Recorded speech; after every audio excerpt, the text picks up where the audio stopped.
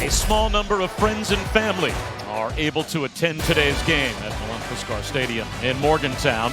West Virginia and Baylor just about set to kick it off. Baylor won the toss. Dave Aranda opted to defer to Neil Brown's club, so West Virginia will start with the football. And talking to both of these guys, Dan, this week, they're a little bit different, but there are some similarities, it seems, just philosophically in how they approach the game and their relationship with their players. Really, two guys you love talking football with. Yeah, both conversations were outstanding. You could tell Dave Aranda has an incredible focus, not only in the present, but in the long term. And Neil Brown just really good of keeping honest about his football team, but also what they need to get better at. And this will be returnable for Winston Wright from about the 1-yard line. And a pretty good return out close to the 30-yard line.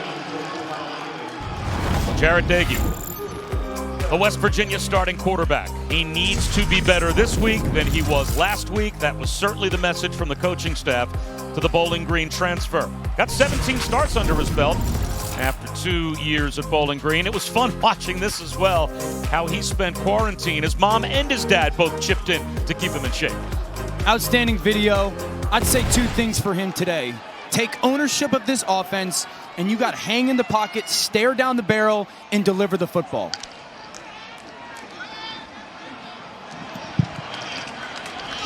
And a pitch and catch to start the game with Sam James.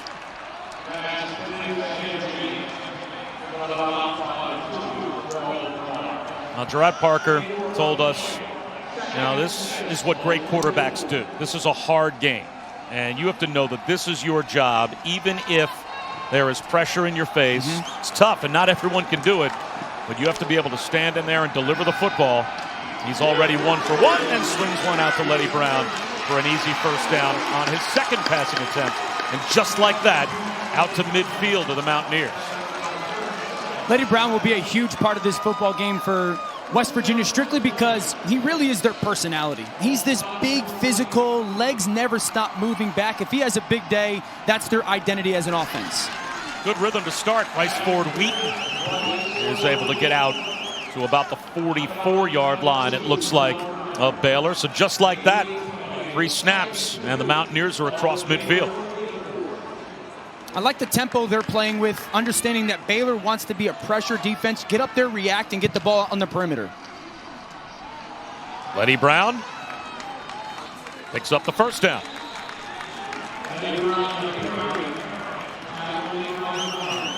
Letty Brown now has 4 career 100-yard rushing games, but 2 of those 4 are the first 2 games of this season. 123 yards opening day against Eastern Kentucky, and 104 last week in the loss in Stillwater.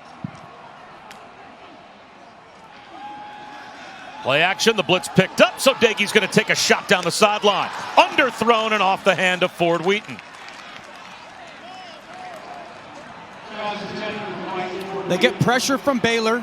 This is what I want to see out of Ford Wheaton right now. Ball's in the air. Go fight back for that football. Make 37, Mark Milton run through you. That's how you can create that pass interference.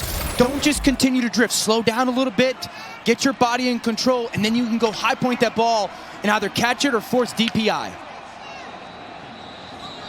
Flags down before this play gets started. It was well designed, and Michael Laughlin had plenty of running room, but looks like it will be a false start called against West Virginia.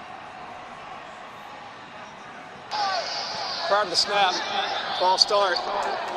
Offense, not all 11 players were set before the snap. 5-yard penalty, still second down. Our referee, Scott Campbell, like Ed Hockley Jr., right? It's the gun show today with Scott Campbell. He's got to be on keto or no carb or... Good for him. I mean, my suit shirt's pretty tight, and his is tighter than mine. Yeah, you're really busting out, just like him. I would say it's a lateral move from him to you. Very Euro fit. Is that your excuse? Yeah. Second down and 15. 4-man rush. It's picked up. Underneath throw to Winston Wright. Winston Wright was the go-to workhorse last week. 4 catches for 103 yards and a touchdown. He seemed to be Doege's big play target. 3rd down and 14. Us doing the West Virginia game last week, this exact situation is really where they hurt themselves by being greedy, both as a play caller and a quarterback. 3rd and 14, you got to understand, listen to your feet, back in the pocket. If number 1, 2 aren't there, get your check down. Nagy out of the pocket, trying to extend the play. And now a decision to make at the 39-yard line, maybe the 38-yard line. It's 4th down and 6. From right here, you're looking at a 53, 54-yard field goal. And Neil Brown, I think he's going to play aggressively and go for it. And why not? In this situation, you got multiple plays in your playbook where you're just trying to, you can see if the defense will present itself or jump off sides. Use your cadence. See, now West Virginia sees how Baylor is aligning, and their coaching staff can tell Jarrett Nagy, this is the play we want to get to. A run actually looks great with the box count. Might be a free play. Right at the first down marker, but it looked like the ball was dropped.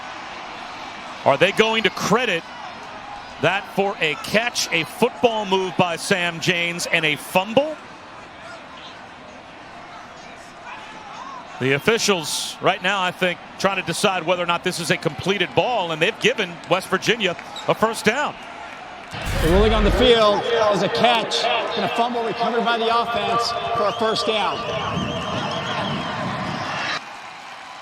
The rule is you have to have complete control of the football, get your 2 feet down, and make a move common to the game to turn yourself into a runner. I have to think that replay is going to take another peek at this. The fumble, previous play is under further review. So we'll see if this indeed is a 4th down conversion for West Virginia when we come back. The call on the field was a catch, a fumble, and a recovery for a first down for West Virginia. And it turns out that Sam James gets the benefit of the doubt, Dan, from replay as well as the call on the field stands. It was announced while we were away, so it's a 4th down conversion for the Mountaineers. Yeah, I love the aggression by Neil Brown to go for it. And then Sam James has had some opportunities. He's a guy that they want to get the football to more. They expect him to win in man coverage 80% of the time and then make those 3rd and 4th down conversions to extend these drives. Great job by Sam James. That's Dan Orlovsky. I'm Bob Wischusen. Rocky Boyman with us as well. And a 1-yard gain for Letty Brown. And we're looking at an impact player, aren't we, Rocky? And Terrell Bernard for Baylor today. Yeah, number 2 for Baylor defense. Watch him. Tremendous speed, Bob. He's already made an impact here today. 3.5 tackles for loss, 2 sacks last week. And I asked Ron Roberts, the defensive coordinator, you can bring 1 player with you in a bar fight. Who you bringing? He's bringing Terrell Bernard at 6'1", 220 pounds. Well, that time they brought him on a blitz, and it looked like he was about a yard off sides. It does not appear that a flag came out. But they ran away from him. Luckily, Terrell Bernard, he finds himself in the backfield, Dan, often. Terrell Bernard reminds me a lot of Kenneth Murray from Oklahoma, who's a 1st-round pick for the Los Angeles Chargers. Super athletic, violent player, an outstanding blitzer and great speed. I love watching him on tape. That's a great comparison. 3rd down and 3. Nagy looking at a blitz. Off his back foot. It's another first down catch as he finds Letty Brown out of the backfield. Our first chance to say hi to Kevin Nagandi. Hey, Bob. Hey, Dan. Let's go to Pittsburgh. Take a look at today's Capital One rewarding performance. Pitt's 2nd play from scrimmage against NC State. Late arrival for the Wolfpack defense. Kenny Pickett wide open to Jordan Addison. 75 yards to the house. 7-0 Pitt on the ACC network. Back to Bob. All right, Kevin, well, here in the Big 12, West Virginia's first possession so far has been a good one in the red zone with a first down. Another blitz coming, and this ball batted down at the line. That's the Arkansas State transfer, William Bradley King, and he is a bend-the-edge rusher that they think is a dynamic edge guy. Just great awareness right there. You see that the quarterback is setting himself up to get the ball out of his hands. You're not going to get home.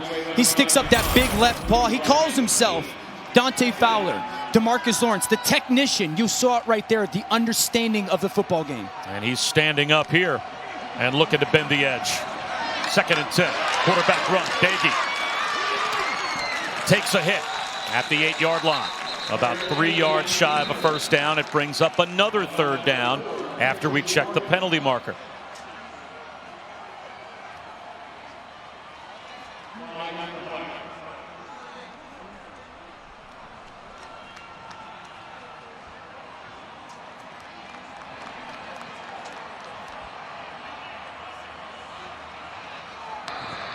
Offside, number 99.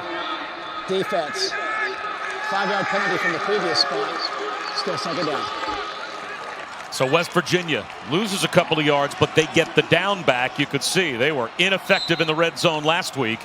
Now they've got it at the 10-yard line as they get the down back, 2nd down and 5. I think they're doing a really good job of understanding Baylor's pressure is coming, and they're not just trying to defend against it, they're trying to attack it. Letty Brown empties the backfield.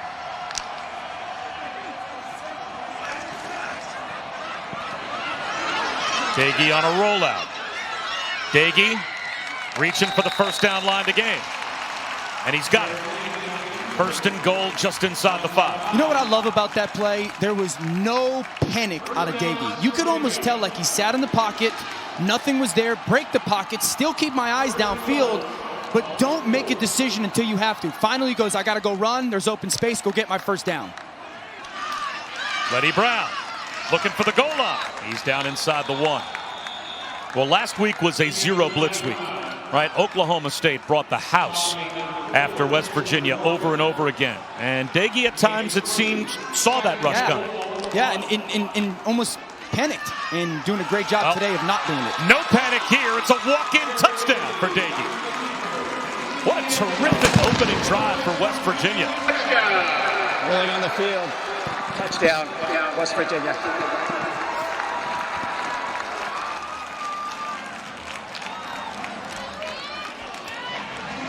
I think what that drive tells me is West Virginia's coaching staff and their offensive coordinator, Jared Parker, have a great feel for what Baylor wants to do defensively, which is be aggressive and play violent. Great understanding of that and using it against them. 15 plays, 70 yards. Jared Dagey off to a 7-for-9 start through the air and give him a touchdown run to cap it.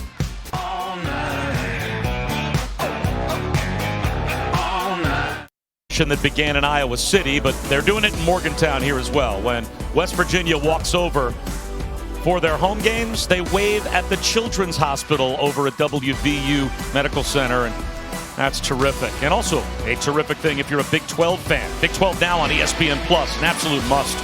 Every Monday you'll get Dave Aranda's press conference. Plus, there's 9 Mountaineer women's volleyball and soccer matches in store, and each Thursday, go all access with the Pokes. Our time, Oklahoma State football. Sign up today at ESPNplus.com/Big12 now. Bob Wischusen, Dan Orlovsky, Rocky Boyman. A 15-play opening touchdown drive for West Virginia. And now John Lovett on the kickoff return, shy of the 25-yard line. So here's Charlie Brewer.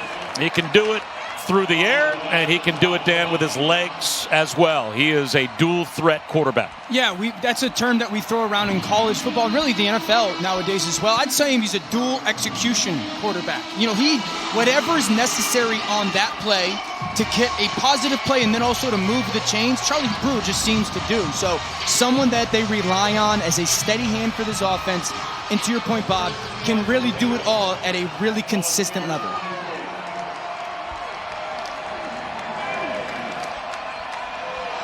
All day to throw on 1st down. And he's got a 4-yard hookup as he finds Tyquan Thornton. There's only 2 quarterbacks coming back this season that threw for at least 20 touchdowns last year and ran for at least 10.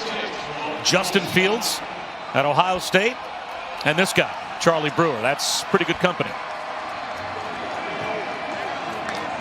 Diamond formation on 2nd down and 6, and now flags down. Was there a flinch up front for Baylor? Full start, number 73. Offense, 5-yard penalty, still 2nd down. That's the grad transfer from UCLA, the right tackle, Jake Burton.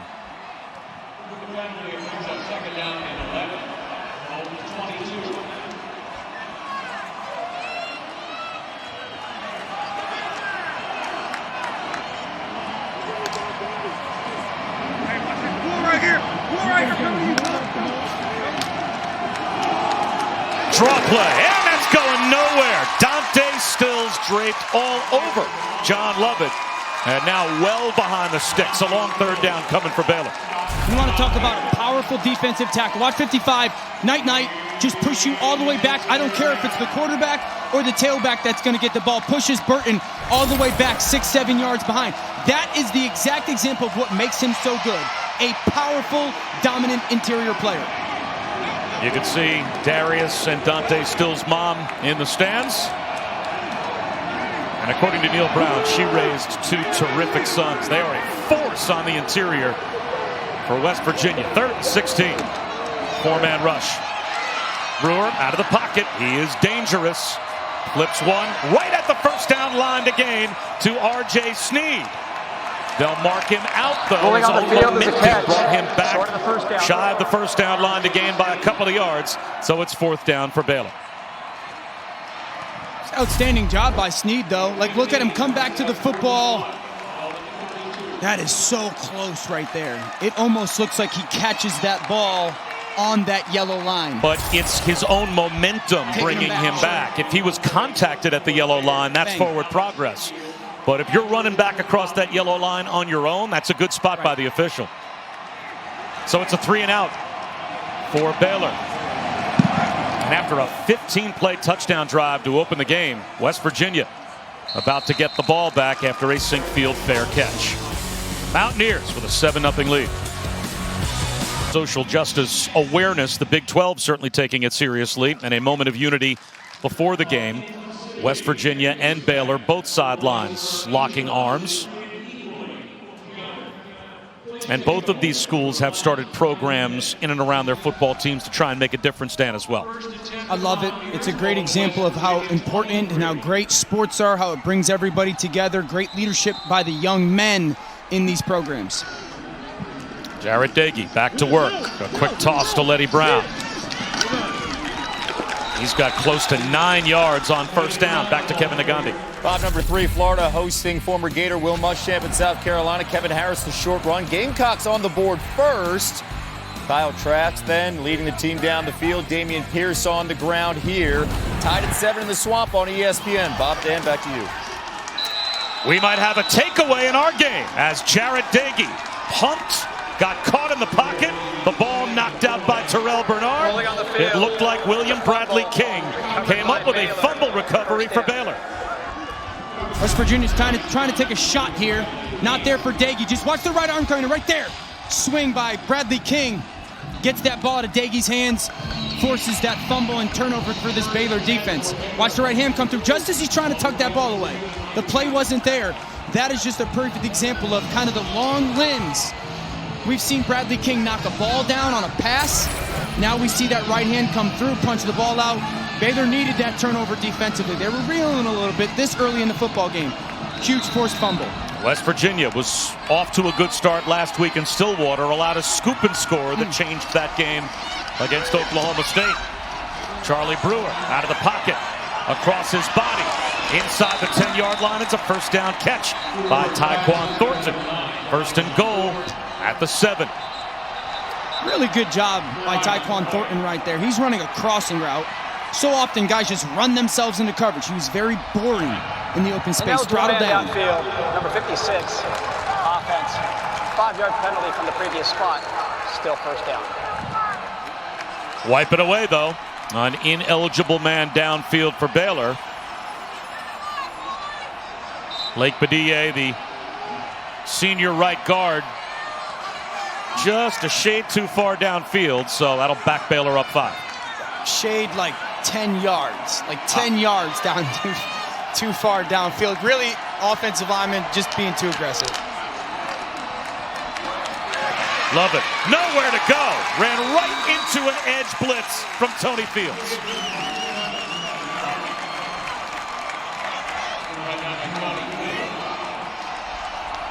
Just watch Tony Fields here. They're going to get double pullers out of the Baylor offense on the right side. Tony Fields shoots, replace where those pullers leave from, and be ready for that handoff. Really good instincts by Tony Fields. Is there a tendency in terms of alignment where you're calling Tony Fields on that straight blitz when you see Baylor come out in that formation? As Brewer looks for a slant, it's incomplete. Yeah, absolutely. So a lot of it is your tape study as a defensive coaching group and going, okay, You know, on first down, they want to run the football, pull to the boundary, and give you a dual threat of running to the field or quarterback keep. And so you go, okay, we're going to shoot our gun from the field, blitz where those pullers are leaving from. Now you leave yourself susceptible, but you got to know as a unit, all 11 guys got to know if we're blitzing from the field, those guys in the boundary got to do a great job of doing their job. 3rd down and 23.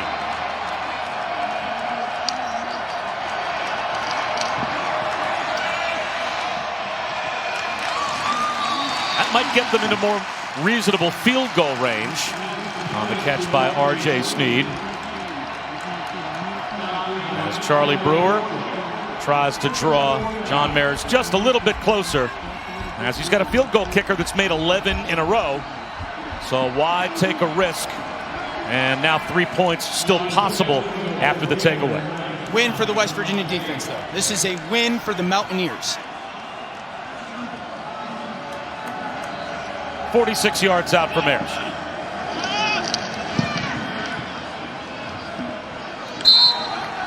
And he misses it. Breaks a streak of 11 consecutive field goals made. And that goes from a win to an even bigger momentum shift for West Virginia. After you cough it up, Baylor comes away empty, no points at all. I wonder how West Virginia alum Pat McAfee feels. Not good for the brand, a missed kick, but it helps his alma mater. It helps his West Virginia Mountaineer alma mater. So he's probably right now sitting back home doing some television, about to yell somewhere, a little conflicted.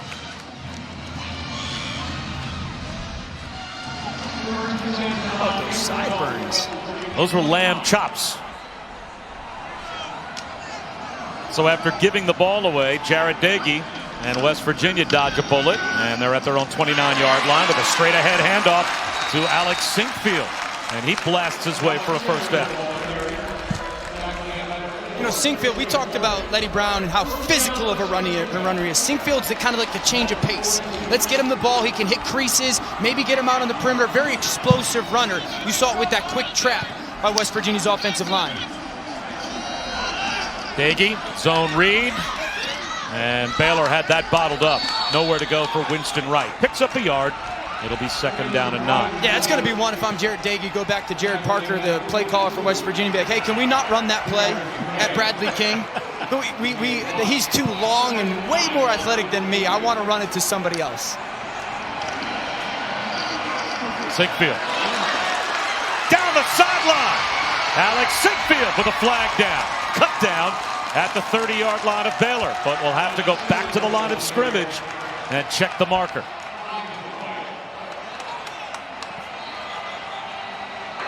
Holding, number 54, offense, 10-yard penalty from the previous spot. Still 2nd down. That's a true freshman, Zach Frazier, getting an opportunity at guard. Spot of the foul. The left guard, 54, right here. Want you to watch when he engages the linebacker. Not there, but when he engages his linebacker, that's Bernard. Okay, now Bernard tries to leave him, and just that tug right there of the left shoulder by Frazier. Once those officials see that defender kind of try to separate and get almost halted, jerked, that's when they say that's going to come out as a flag. It's a spot foul, so it sets up 2nd down and 12.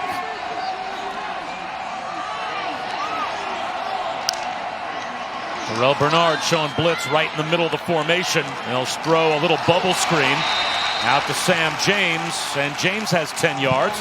It'll be 3rd and 2. Rocky? Guys, West Virginia's bread and butter run coming into this game was the stretch. Today we're seeing the trap. They got an offensive lineman out, a freshman starting at left guard, and a very fast, explosive defensive front for Baylor. So I love the use of the trap blocks, Dan Orlovsky. You know how what that creates for those vertical seams for that run game. Yeah, big thing is when you know you've got an aggressive defensive line and play caller, you try to use that against them. Letty Brown, 2nd effort, about a foot short. It'll be 4th down and less than 1, just on Baylor's side of the 50. That you try to use that against them to help your offense try to hit the ball downhill before the defense is even reacting or understanding what the play is. 4th and 1, I think you can go for this, and I think Jared Dagey go gets it himself. Quarterback sneak. Letty Brown tried to give Dagey a push. And it looks like he may just have enough. It's the most inexact science in sports, right? There's 12 guys who all weigh anywhere from 300 to 325 pounds laying on top of each other.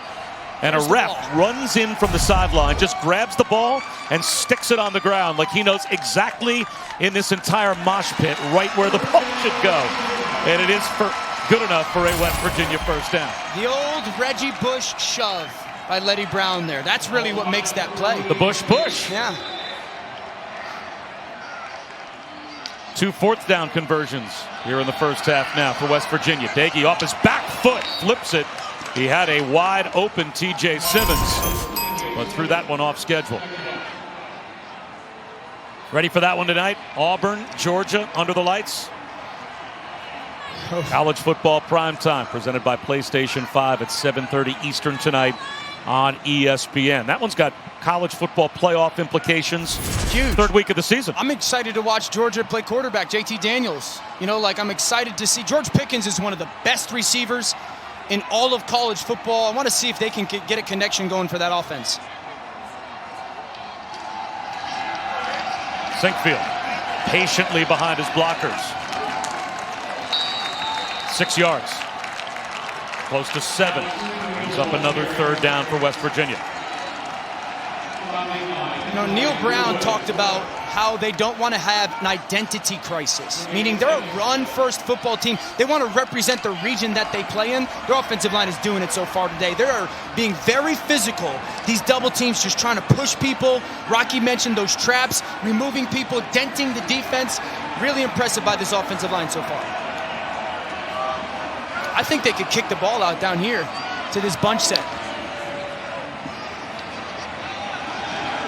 Blitz off the edge. Dagey doesn't see it.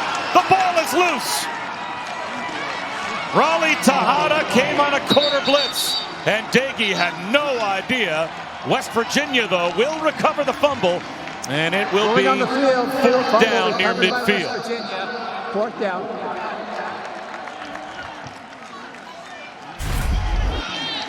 You're going to see the corner blitz from up top. Look it down here. Keep your eye on the bunch at the bottom of the screen. Here comes Petrie right there. He's supposed to be blitzing. And that hit from the corner blitz gets home. But that play is made by Jalen Petrie.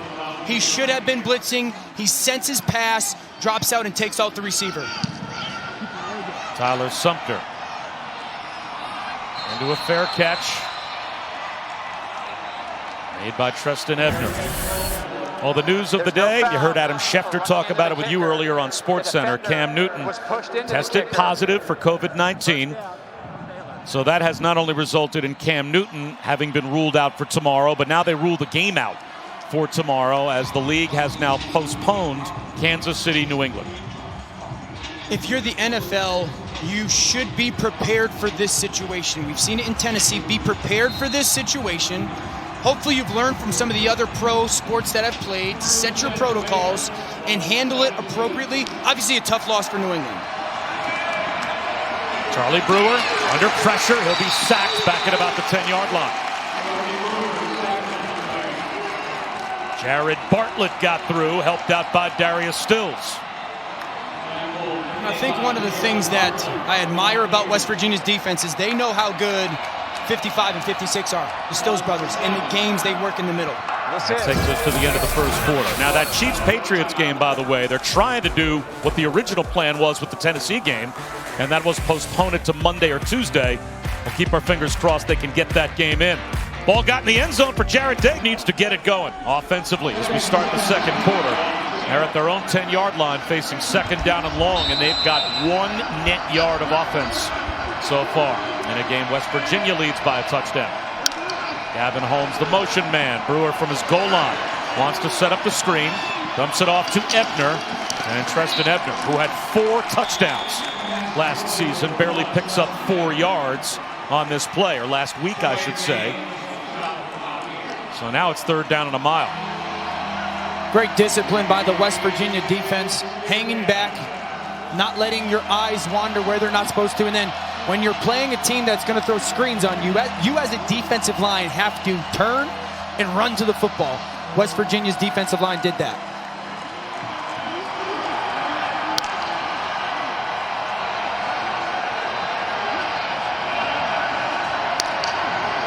Virginia rushes 4 on 3rd down.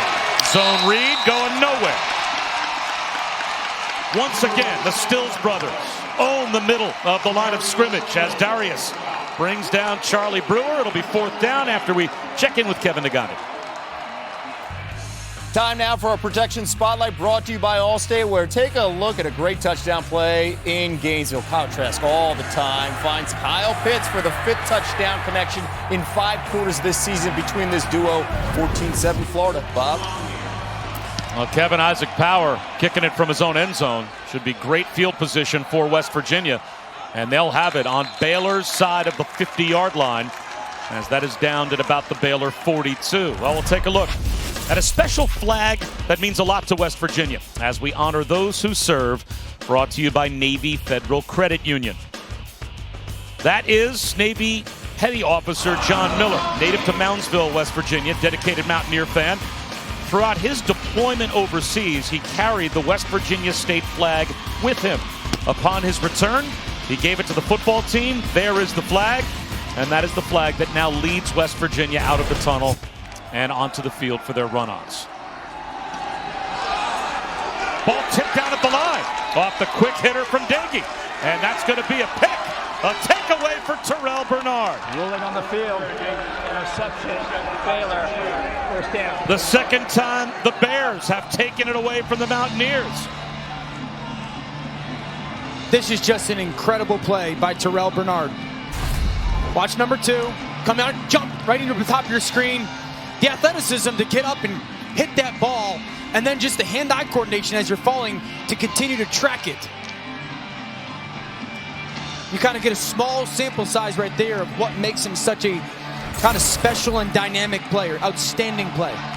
He's on the Bednarik, Butkus, Nagurski, and Warfel watch lists.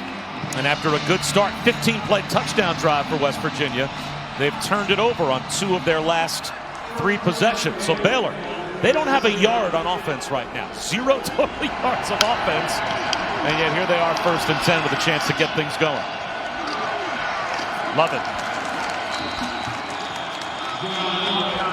Out to about the 45-yard line. It'll be 2nd down and about 5 as Sean Mahone made the stop. I just think Baylor's offensive line needs to play better. They've had way too many whiffed blocks and hurting themselves of an offense with negative play. Their front 5 got to play better. Love it again. 2 yards shy of the 1st down. Net by Josh Chandler-Samito.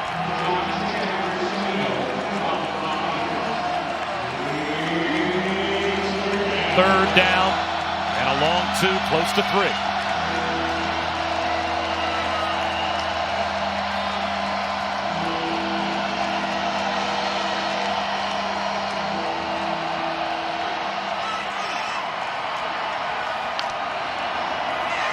It's a 4-man rush. 1st down and more. Getting loose, Thornton. All the way down to about the 32-yard line of West Virginia. Great route by Thornton. Watch him right side of the screen. Set the defender up, cross his face. Charlie Brewer gets the ball out on time, and you see a little catch and run. Really good job of understanding matchups on 3rd down. What guy do you love the matchup on? Gavin Holmes on the catch and run there, but that's a big 3rd down conversion and the first positive movement for this Baylor offense. Going backwards now and running out of bounds is Charlie Brewer. Takes a 2-yard loss and gets pounded back into the bench area, knocks over a couple of folding chairs. That's a scary knock out of bounds for a very good quarterback at Charlie Brewer. That looked like a late one out of bounds. I'm not sure if a flag was thrown, but I think one should have been if it wasn't. I mean, you'd love to see somebody on the West Virginia sideline hold him up at some point. It looked like he was on the sideline when he got pushed. And if he's running sideways out of bounds and he is on the white chalk at the sideline and then takes a bump and especially crashing into all of that coaching equipment and folding chairs, that should have been a 15-yard penalty. Incomplete. Intended for Gavin Holmes. 3rd down and 12.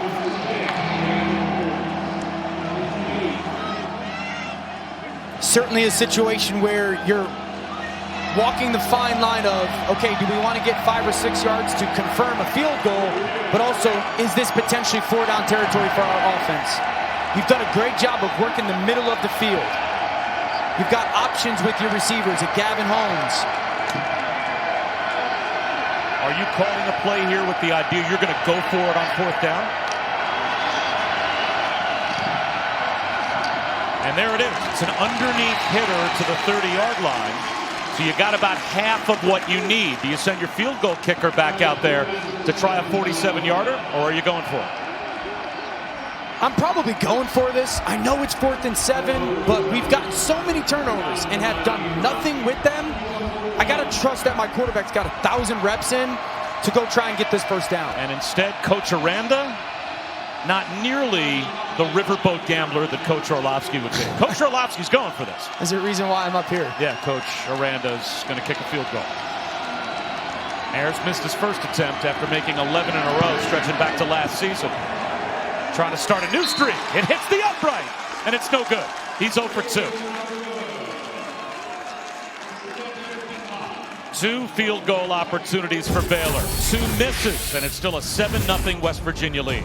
They've gotten some turnovers. Baylor defensively have not capitalized on West Virginia right now doing the little things, up 7-0. Should have listened to Coach Orlovsky.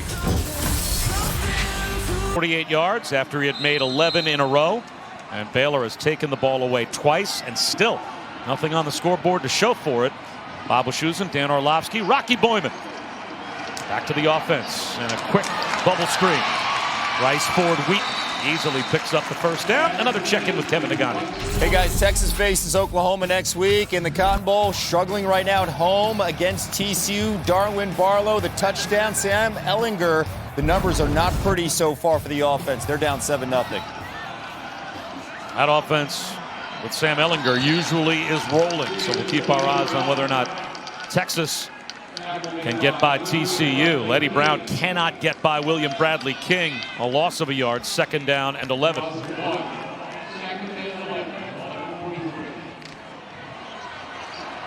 Baylor showing blitz.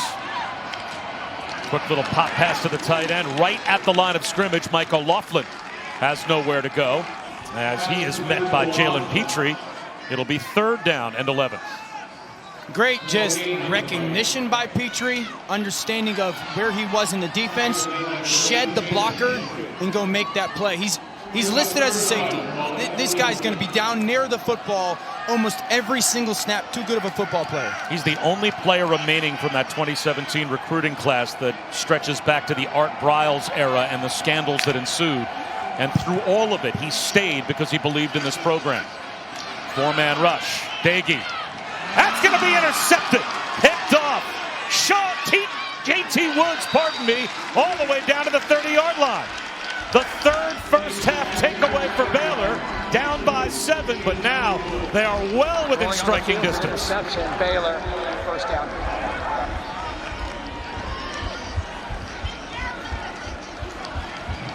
Just a zone coverage by Baylor defensively. This linebacker is going to drop back. I want you to keep vision on this defender. Here comes this in route. That defender is too deep for you to throw that football. Watch, he sinks, he sinks, he sinks. And Jarrett Dagey forces the ball over the top. Great job in zone coverage of those defenders getting as deep as they're supposed to in their zone. First career interception for JT Woods.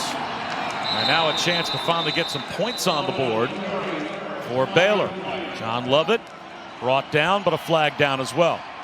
Holding, number 61. Offense, 10-yard penalty from the previous spot. Still first down. So Khalil Keith costs his team 10 yards. Man, this Baylor offensive line right now is just hurting their football team. Negative plays and penalties. You get the turnover, you get a positive play on first down, and now you're stuck back with 1st and 20. And Khalil Keith gets a chance to visit the sideline, replaced by Jason Moore, the backup center, who's now at left guard. Play action, Brewer up the seam, tipped ball, flag down, interception. A takeaway right back for West Virginia. Nick Troy Fortune ends up with the loose ball. Let's check the penalty marker and see if West Virginia will indeed hold on to the football.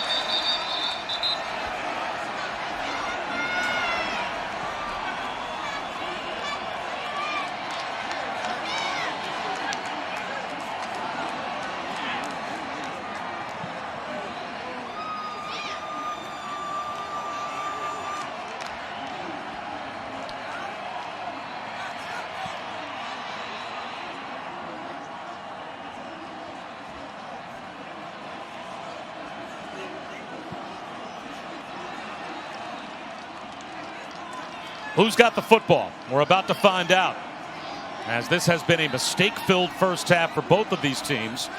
As right after Dakey forces one, Charlie Brewer made the same mistake. Pass interference, number 5. Defense, spot foul, automatic, first down. But Baylor is bailed out by a Drayshawn Miller pass interference penalty.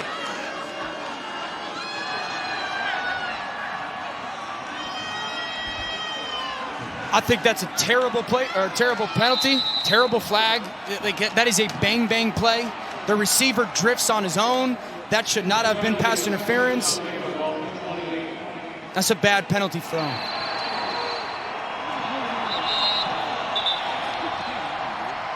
And now the officials, looks like they're going to change the spot of the football. Either that or they're swapping the football out. Maybe the wrong football was on the field. I think a West Virginia football may have been on the field. And they've got to get a Baylor one out there, as it did turn out to be Baylor football. And now Gary Bohannon, pardon me, takes over at quarterback. And he'll run it. And Bohannon picks up about 1.5 yards. Well, let's go back to the penalty, Dan, and your criticism of this call. Yeah, you're going to see right here. That's the corner and the receiver running together. That receiver starts to drift on his own. That ball is thrown 1 yard behind that wide receiver. That is not pass interference. Timeout on the field. So what should have been a takeaway for West Virginia goes against them, and they've got an injured player as well. College football, presented by PlayStation 5 on ABC, is brought to you by Pacific Life. More than 150 years strong. Trust in your tomorrow. Leaves starting to turn in Morgantown. And tonight, ESPN College Football Primetime takes us to the Deep South's oldest rivalry, Georgia, Auburn, between the hedges at 7:30 Eastern on ESPN and the ESPN app. Clemson in action tonight as well on the ACC network. Alabama, Texas A&M this afternoon. There's some big games involving teams in the top 10. And now you start to see, with the return to play of the Big Ten, Ohio State's up there, as we're returning everyone now to the college football rankings. And Charlie Brewer, after missing one play, having his shoulder worked on, is back in there. Rocky, and he puts his team in the red zone. Yes, he did. He was on the sideline getting that shoulder looked at. They were doing some strength tests on that shoulder, and he looked to be in some discomfort, but he shook it off, came back into the huddle, and just completed a nice pass. The big thing is just, are you capable of holding the football and making the throws? Now it's goal to go. Ebner to the 7-yard line. It'll be second down and goal. Brought down by Tyke Smith. I like the fact of Baylor offensively right now has gotten Charlie Brewer out on the perimeter, moved the pocket. I think with the Stiller brothers on the inside, down in the red zone, I want to see if they're going to throw the ball, get him outside these tackles.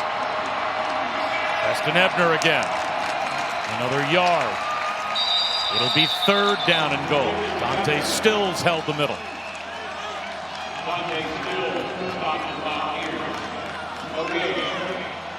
The way West Virginia has been playing their red zone defenses, it's almost like a picket fence. They try to put 3, 4, 5 guys almost in a straight line right at the goal line. What you have to do as a play caller is put something in front of them, some eye candy in front of them, and a big, tall receiver wrapped behind them, and have Charlie Brewer go low to high. That ball's got to get up high, face mask or higher, back in the end zone.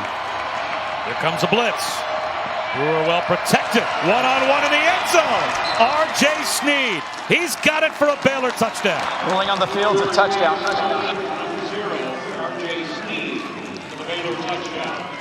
It's exactly what West Virginia does, and Baylor calls the perfect play. Watch Snead at the bottom of the screen, 0. He's got inside leverage, set him, and just continue to move back across that end line. The ball placement's really important. Up high by Charlie Brewer. Up high, coming into your living room right there, right at Snead's face mask. Outstanding play design and execution. Brewer to Snead. And how important is that Drayshawn Miller? Very questionable pass interference call now. Kept the drop. They'll be looking at Monday Night Football, but also after coaching Peyton Manning, Big Ben, and Andrew Luck, Bucs head coach Bruce Arians reveals the secrets he's passed on to Tom Brady. Plus, Randy Moss ranks the best catches from today's college football action. Kick off your Sunday morning with NFL Countdown at 10 a.m. Eastern on ESPN. Remember when they drafted Jordan Love and hung Aaron Rodgers out to dry on draft day? And boy, that Packers team was really going to struggle. How's that looking? He seems okay. Yeah, supposedly he still doesn't stink. I think he's all right. Winston Wright dragged down at the 24-yard line. Kevin Nagandi. Hey, Bob, let's go to Austin. Sam Ellinger to Jake Smith here. Ellinger in this one, 3 of 10, but this one is a touchdown. Texas ties it up. TCU on the door, though, in the red zone. Back to you. Back to the Packers and Rodgers. I was drafted the same year as Aaron. Same division. I was drafted to the Lions significantly later than Aaron was drafted to the Packers. Rightfully so. I've played in 2 games against Aaron Rodgers where he has completed 20-plus passes straight against us. Do you know what it's like standing on the sideline going, okay, that's completion number 21 in a row. Dagey in the shotgun on 1st and 10. Letty Brown tries to turn the corner. He's got nowhere to go. Side-to-side speed from that defensive front for Baylor. And Rocky, that's another tackle for loss for the Bears. Well, I just wanted to comment, Dan, you think you're frustrated when you see a quarterback complete 20 straight passes. Imagine being on defense like I've been when those things have happened. There's just nothing you can do to stop them, and very, very demoralizing. The great thing is when coaches would be like, hey, you're running our scout team this week. You got to, impersonate Aaron Rodgers. And I would look at him like, yeah, gotcha. Edge blitz, tunnel screen right behind it. Well designed, it's Sam James. He's got a first down. That looked like the perfect play call for the defense that Baylor was running in West Virginia. Yeah, off the left side of your screen, you're going to see Petrie flying in, and you anticipate that pressure if you're Jared Parker, the play caller for West Virginia. Get the ball to the quarterback's hands for the screen. Outstanding, just expectation, anticipation by a play caller. Dagey, quick hitter. Again, it's Sam James. It's another first down. This West Virginia offense is so much better when it stays itself in rhythm. Get the ball out of Dagey's hands. Run the football. We always hear the phrase, stay ahead of the chains, right? Some teams can play with explosive offense, and some teams just got to stay 4 yards, 6 yards, 6 yards, 4 yards. West Virginia does that. They're complete control of their offense. Letty Brown lost 2. Collapsed behind the line. Ryan Miller, the junior, just activated for today's game, making an impact move on the interior of that offensive line for West Virginia, and we've got a flag down. After the play is over, personal foul, unnecessary roughness, number 0, offense, 15-yard penalty from the dead ball spot. The down counts, 2nd down. This is all on Bryce Ford Wheaton. Just a lack of composure and understanding. This is him. Watch how he goes and late hit Petrie right there. Play's already going to be over. You're going to see the run. It's a great stop by the Baylor defense. He's going down there. Bop. Got to have better discipline in that moment. Shouldn't have done what he did. Correct. But in this era of COVID, the officials are using electronic whistles or virtual whistles that a lot of the players have said are hard to hear. I wonder if he just didn't hear a whistle as a swing pass to Letty Brown is bottled up. Now the officials also have a handheld whistle, the regular conventional whistle that players have heard their whole lives, where they are able to use those whistles as well. I'm just trying to make an excuse for poor Bryce Ford Wheaton. You laid him out. I'm just trying to do whatever I can to help him out.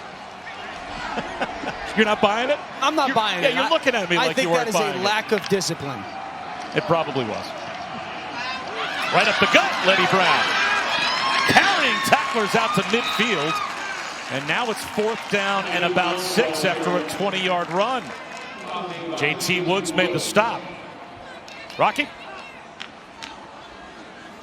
North-south runs by West Virginia. You're not going to beat this speedy Baylor defense to the sidelines. Keep coming downhill the way they are. And also want to comment, Bob, down here on field level, it is very, very hard to hear the whistles. There's no fans in the stands. Should be able to make them out very, very clearly, but to your point, cannot. All right, Rocky's on my side. I love when the two of us are able to team up and take the opposite point of view of Dan Orlovsky. Play clock down to 1. It goes to 0. And let's see, is West Virginia going to call a timeout here? Or they're just going to take a delay of game penalty? Delay of game. Offense. 5-yard penalty. Still 4th down. What's the call? Not sure why Coach Brown wouldn't have used a timeout there, maybe to save his punt group 5 yards, but they're going to be punting from near midfield, so I guess he'll save that timeout, maybe to use for his offense coming up. And the State Farm halftime report with Kevin, Mark Sanchez, and Booger McFarland standing by. They'll have a check-in on Texas TCU, the battle in the swamp as well between South Carolina and the Gators, and a preview of the game tonight between the hedges. Tyler Sumter with a rugby kick. And that's a dangerous play to field it on a hop by Treston Ebner at the 6-yard line. Covered well by West Virginia. Football. Aaron Rodgers and the Packers hosting the Falcons. It's all now playing on ESPN and the ESPN app. West Virginia hurt themselves last week, hurting themselves again this week, Dan. 3 turnovers, and yet they're in a 7-7 tie. Yeah, I think Neil Brown, again, is in that walk the fine line of, gosh, we got to clean some stuff up, but feeling okay with all those mistakes still in a tie game. Now they've got, at least for the moment, Baylor pinned deep, but John Lovett is going to change field position with this run. A flag down. Out of bounds by Tyke Smith. We'll have to check the penalty marker.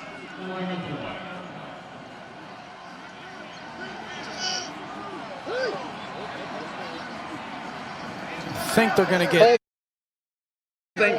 Number 9, offense, half the distance of the goal, still 1st down.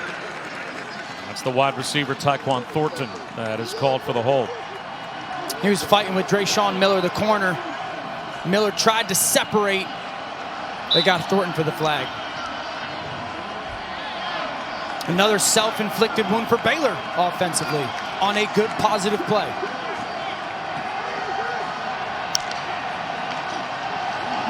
Love it. To the edge. Out of bounds at the 10-yard line. It'll be 2nd down and 6.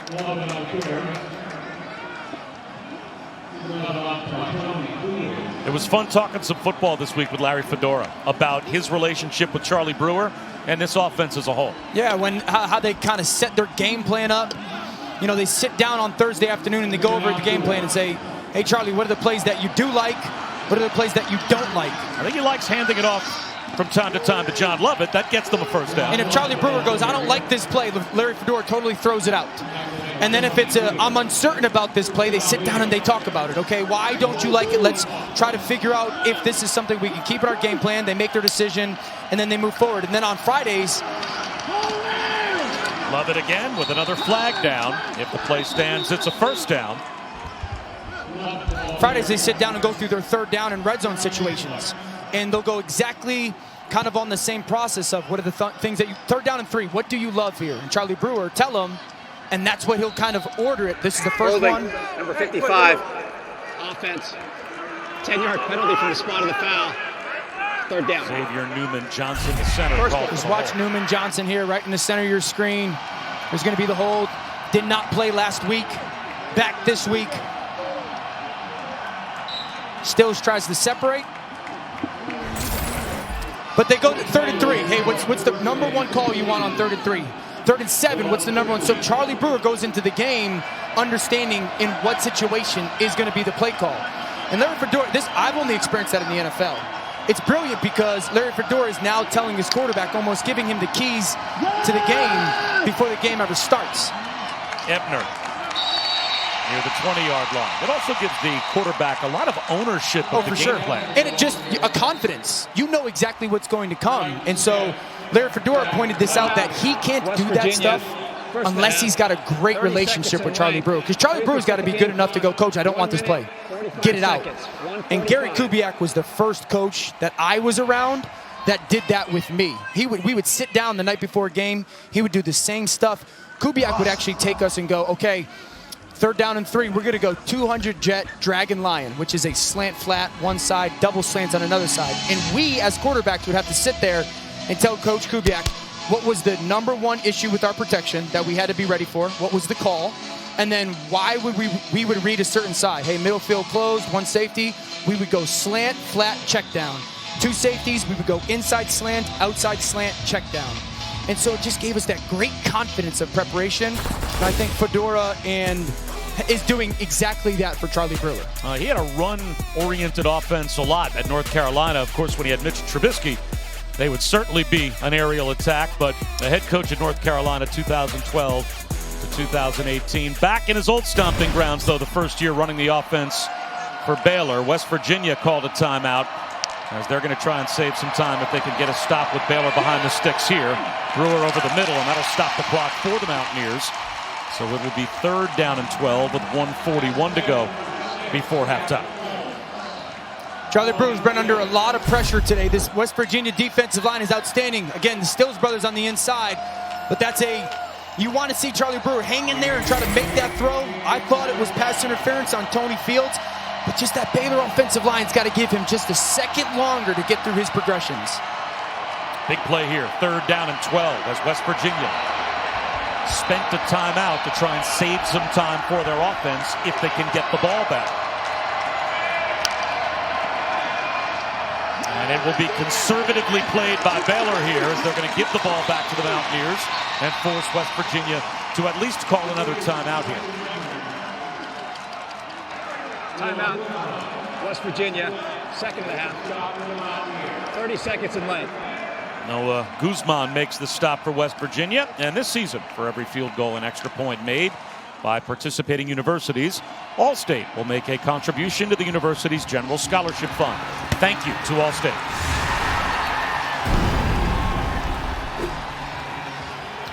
Bob Wischusen, Dan Orlovsky, Rocky Boyman bringing you West Virginia and Baylor. We thought this was going to be a Charlie Brewer against Jared Dagey kind of day, and as we take a look at the quarterback comparison so far, the 2 picks thrown by Dagey have not victimized West Virginia much so far. Yeah, I think a little bit of Jared Dagey just trying to do too much, hanging in the pocket just a second too long with the fumble. The interception that was made by Terrell Bernard is just really a great play. It's just a great play. And then for Charlie Brewer, he's been a little bit of a victim of his offensive line. I think he's doing as much as he can right now. Their offensive line has got to play better, and they got to get themselves into favorable 2nd and 3rd down situations. West Virginia trying to set up a return for Alex Sinkfield. He's going to let this one bounce, and it's going to take a terrific Baylor roll. That flips the field to the 26-yard line. Came into this game talking about Baylor's pressure. This is called a green dog. Watch the linebacker. He sees, okay, my tailback is going to be part of protection. I'll fire. Terrell Bernard gets in on that sack fumble. This play by Jalen Petrie special. He's supposed to be a blitzer. That back swinging out, he takes away that back and makes Dagey hold on to that ball for just another second. And Tejada makes that sack fumble again. Baylor's going to be a team that comes after you, but they play smart. They're safely aggressive. Their defensive coordinator, Ron Roberts, it's very similar to what Don Capers used to do in the NFL. They wanted to be aggressive, but they always made sure they were smart in doing so. Well, Dave Aranda, back when he began his career at Delta State, was the defensive coordinator for Ron Roberts when he was the head coach there. So now the pupil becomes the mentor. It's now Dave Aranda, who won a national championship last year as the defensive coordinator for Coach Orgeron in Baton Rouge, brings his old mentor in to run his defense. Minute to go in the first half. Dagey back to throw. Still has a timeout to work with. He's going to throw that one away. It'll be 3rd down and 8. Speaking of Dave Aranda and Ron Roberts, Aranda told us the story that before the college football playoff game with LSU last year, they're going to get ready for Oklahoma, and he goes and interviews for a job. And in that moment, he realized, I can't do both. I can't be the head coach and the defensive coordinator play caller. And that's when he said, I've got to hire somebody that I believe in, that I trust in, that has somewhat of the same vision of me. And that's what led him to making the decision to hire Ron Roberts as his play caller. Bears show blitz. Here they come. Swing pass to Sinkfield. One-on-one in the flat. And now Baylor should call a timeout. You would think Dave Aranda would immediately stop the clock to try and get some time to get his offense back on the field, and they will. Timeout. With 49 Baylor, seconds to go in the half. First of the half. 30 seconds. Now, Dave Aranda, it was almost like he was a football Sherpa when we were talking to him on the phone this week, right? I mean, he really is philosophical in how he crawls inside the game, but he has visited and spent time and coached with a lot of different types of coaches that he calls mentors, and here's just part of the group. Well, how about this? He said Mike Leach gives his authenticity, gives him the strength to kind of be himself. Gary Anderson taught him how to make a connection with the players. Les Miles taught him to just bring energy to practice, and then Coach O was nothing but in love with his players in the program. And so, you know, when you ask him who's impacted you the most and how, he goes on this long line of a little nugget that he's taken from the guys he's been a part of.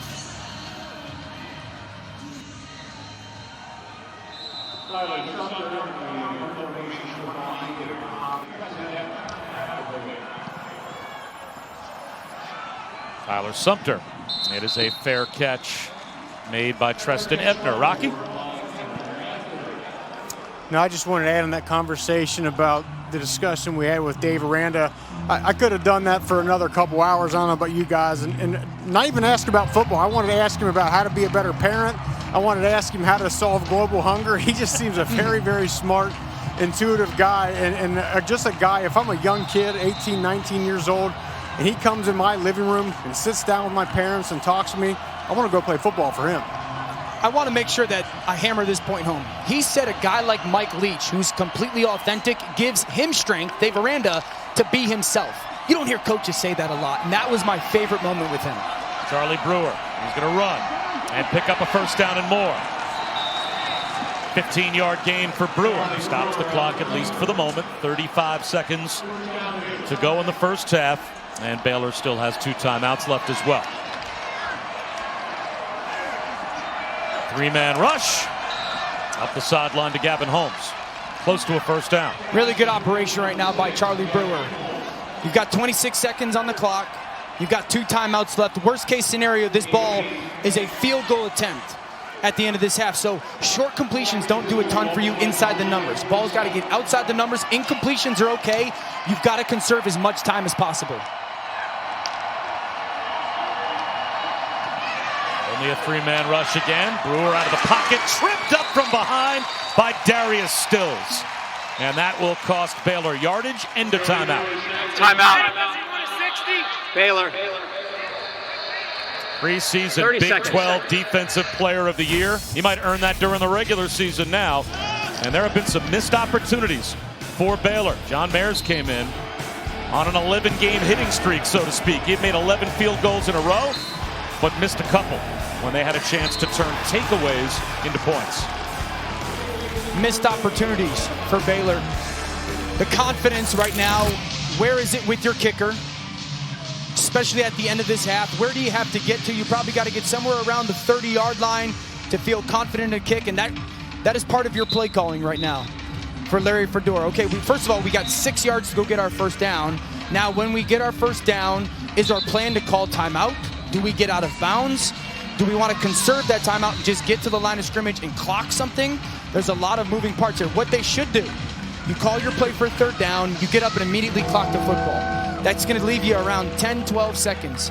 Then you've got maybe a shot or 2 max to go get another 8, 9, 10 yards to have that field goal attempt. And they still have a timeout, so the entire field and playbook should be at their disposal. 3rd down and 6. Lovett empties the backfield. Brewer out of the pocket. Flag down in the secondary. Josh Fleeks was the intended receiver. Jake Long knocked it away. Have to check the marker. It looks like Baylor is going to get a free first down. Holding on an eligible receiver, number 5, defense. 10-yard penalty from the previous spot, automatic. Look at Drayshawn Miller up top. They're going to motion the tailback Lovett out. That's him right there. Watch when Lovett releases downfield. Drayshawn is just going to ride and hold right the tug right there. That's pass interference. You're not needed. That's a tailback. He's not trying to throw him the football. Another self-inflicted wound for Neil Brown's Mountaineers. Another 6 yards or so, and they'll be in field goal range. And Brewer, that's a drop by Fleeks that would have put them in field goal range and also given them a first down.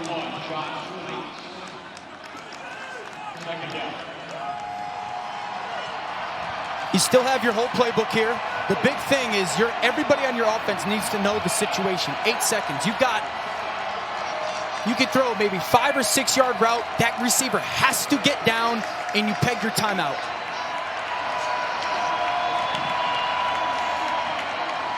Five seconds to go. If you extend the play here, you might end the half. 2 seconds to go. That's going to end the half for Baylor. Tyquan Thornton runs out of bounds. That needed to be a quick hitter, and that is just not clock awareness on the part of the quarterback or the receiver. Is that a further review? The clock went to all zeros.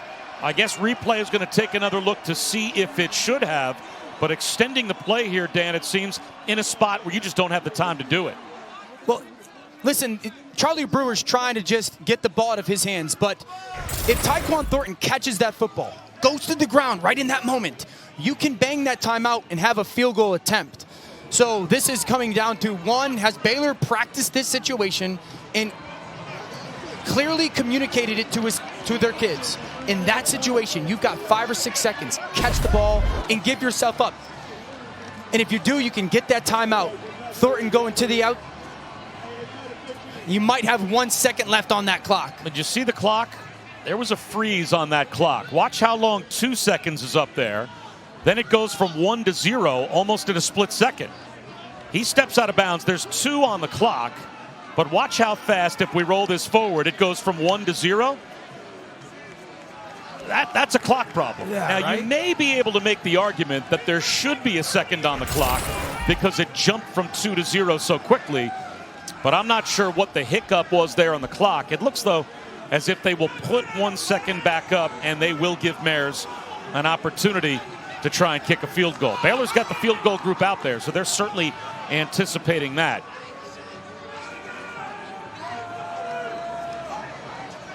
And it looks like they may get Noah Rauschenberg out there. Are they going to make a kicking change? They are. That's not John Mares. That's the backup kicker, Noah Rauschenberg. After review, the runner stepped out of bounds with 1 second left on the game clock.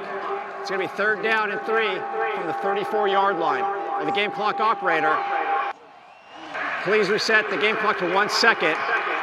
It's going to go on the snap. That's well done by the replay booth, because that hiccup in the clock made it look like it went to all zeros when really there should have been a second on the clock. That's what they decide. And now after Mares missed a couple, they're going to give the sophomore from Tulsa, Noah Rauschenberg, an opportunity. Rauschenberg from 51 yards. It's blocked. And that will end the half. A flag down as well. Before the two teams leave the fields, we have to sort out the penalty marker.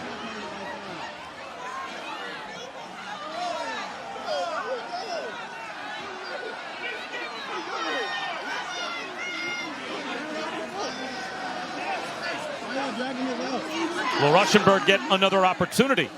Obviously, Neil Brown thinks this call is going to go against his Mountaineers. He was upset that the flag was down.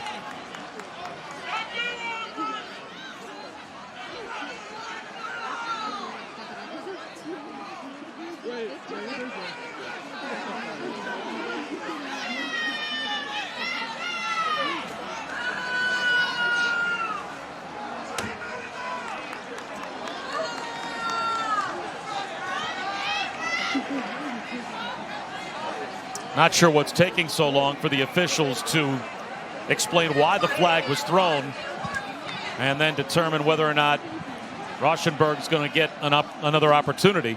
The only thing I could think of is, one, did someone align off sides, and are they confirming that that defender checked with the official? Or two, the protection of the center, the long snapper, excuse me. Was there some form of contact that an official saw to the long snapper, and how is that going to be processed out? If you even line up over the long snapper, then which it they would be did a not. 15-yard penalty.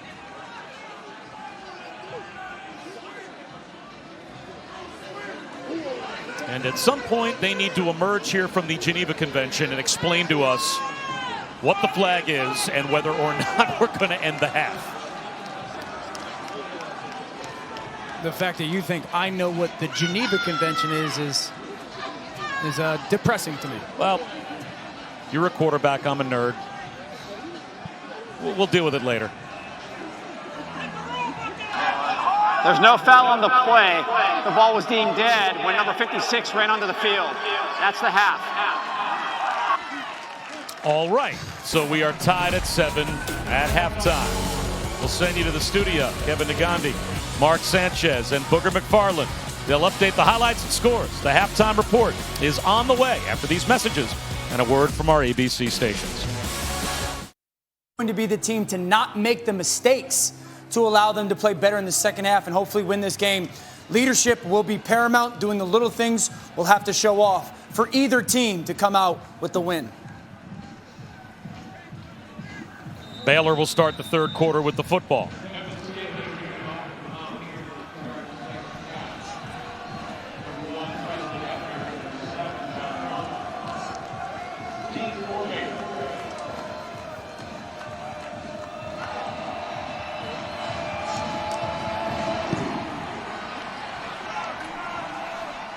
Returnable.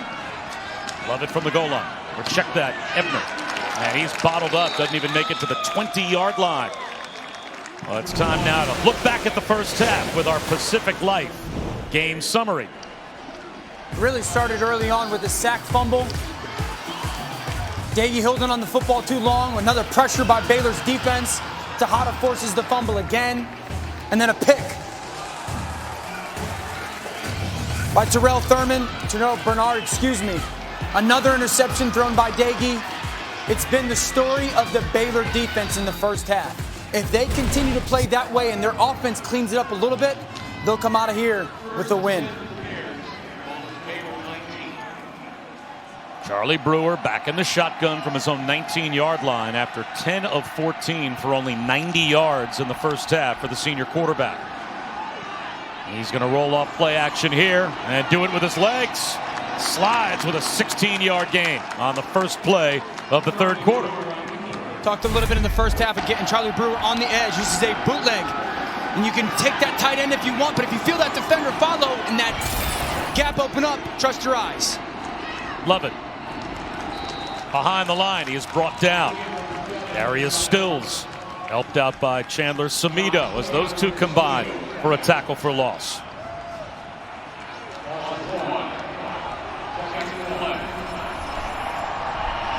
Brewer off play action, and he ends up underneath Darius Stills again.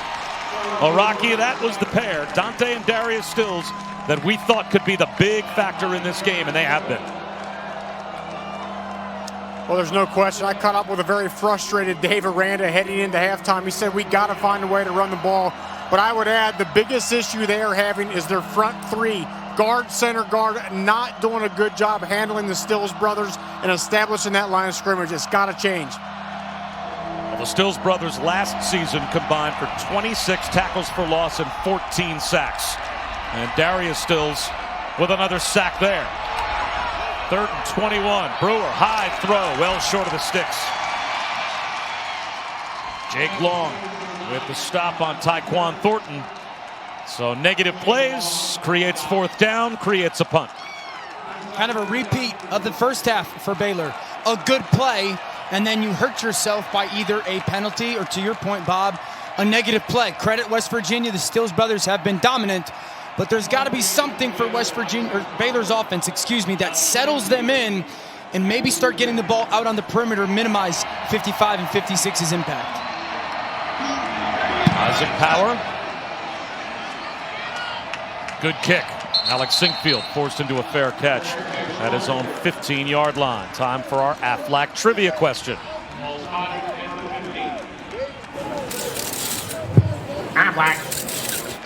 Today is the first meeting as head coaches between Neil Brown and Dave Aranda.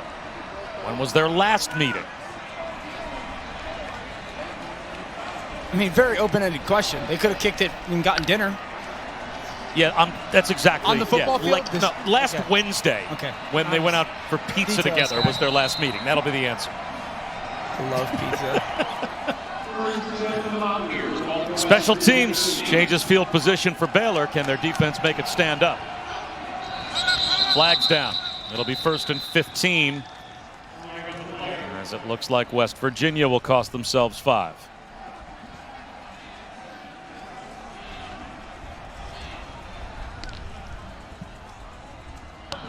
False start, 76. Offense, 5-yard penalty. Still first down. We are not going to keep you in suspense. You want the answer to our Aflac trivia question.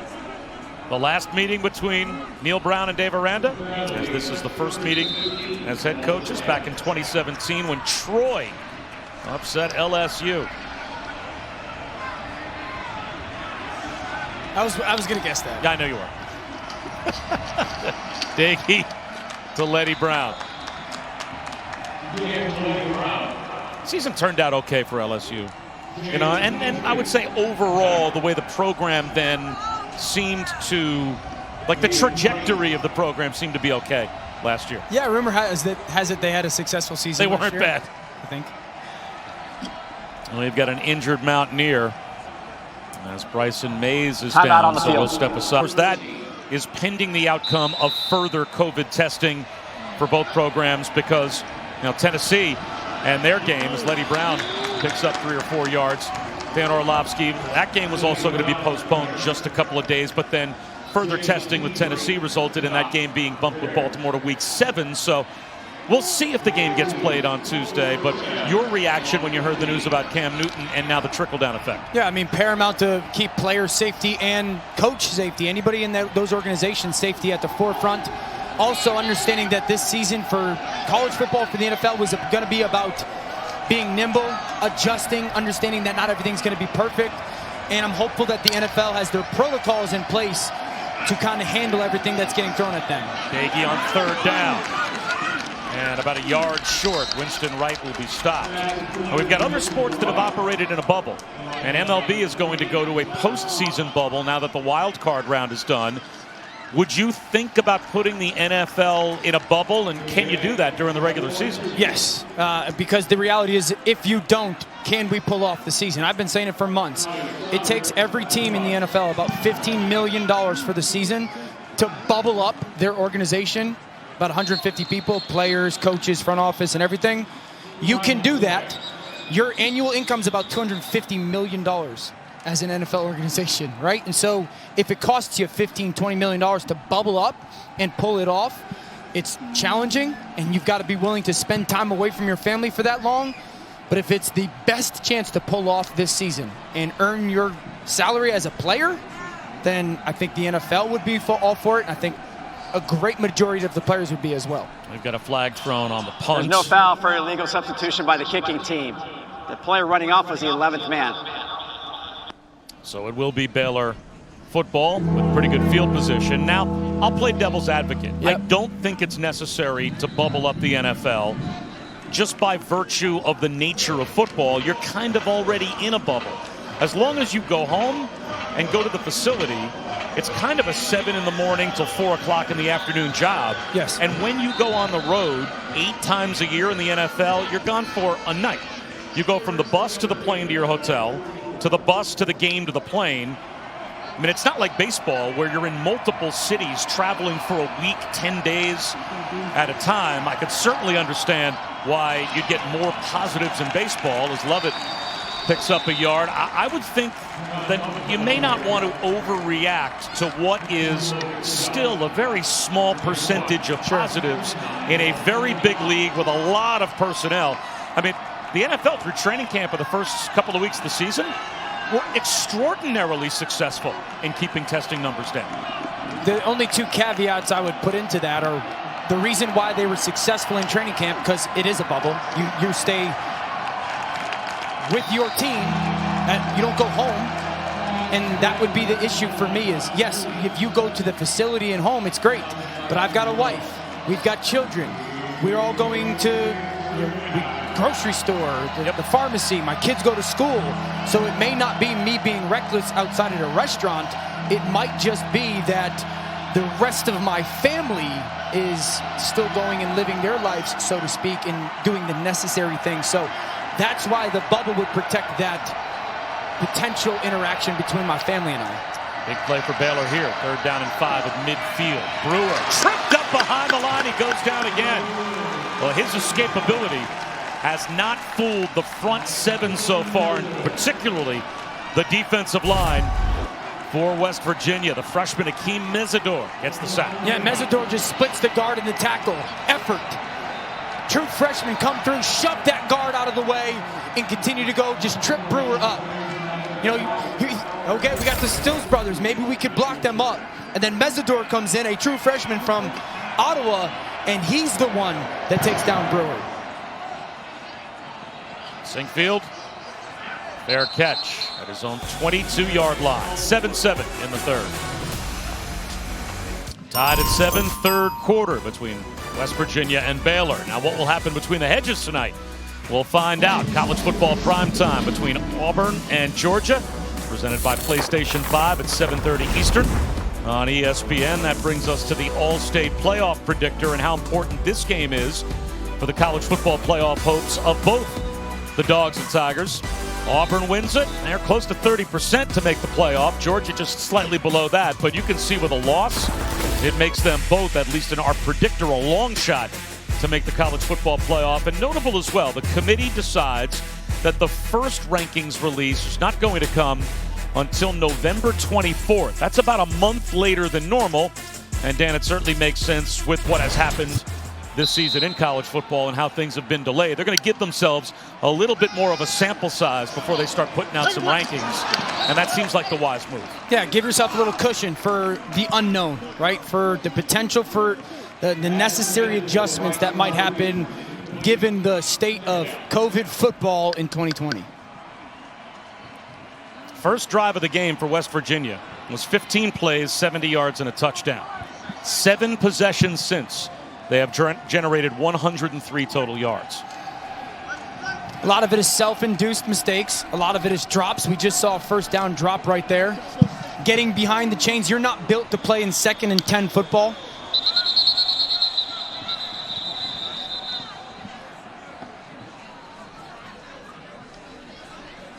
Looks like a sideline football got loose. So that is why the officials are going to reset the play clock and stop play for a moment.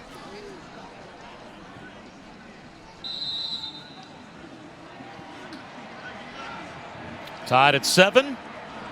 And it has been a struggle for West Virginia on the offensive side of the ball since the first drive. I guess get off the script. Having to adjust. And now a false start.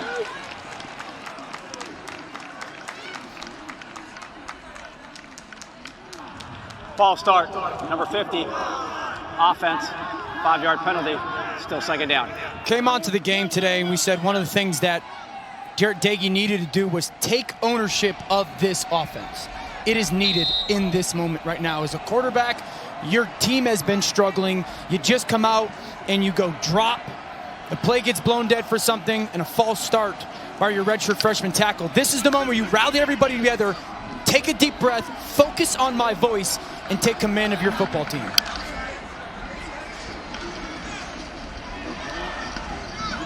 Finds a check down, and not much there for Winston Wright. It'll be 3rd down and long.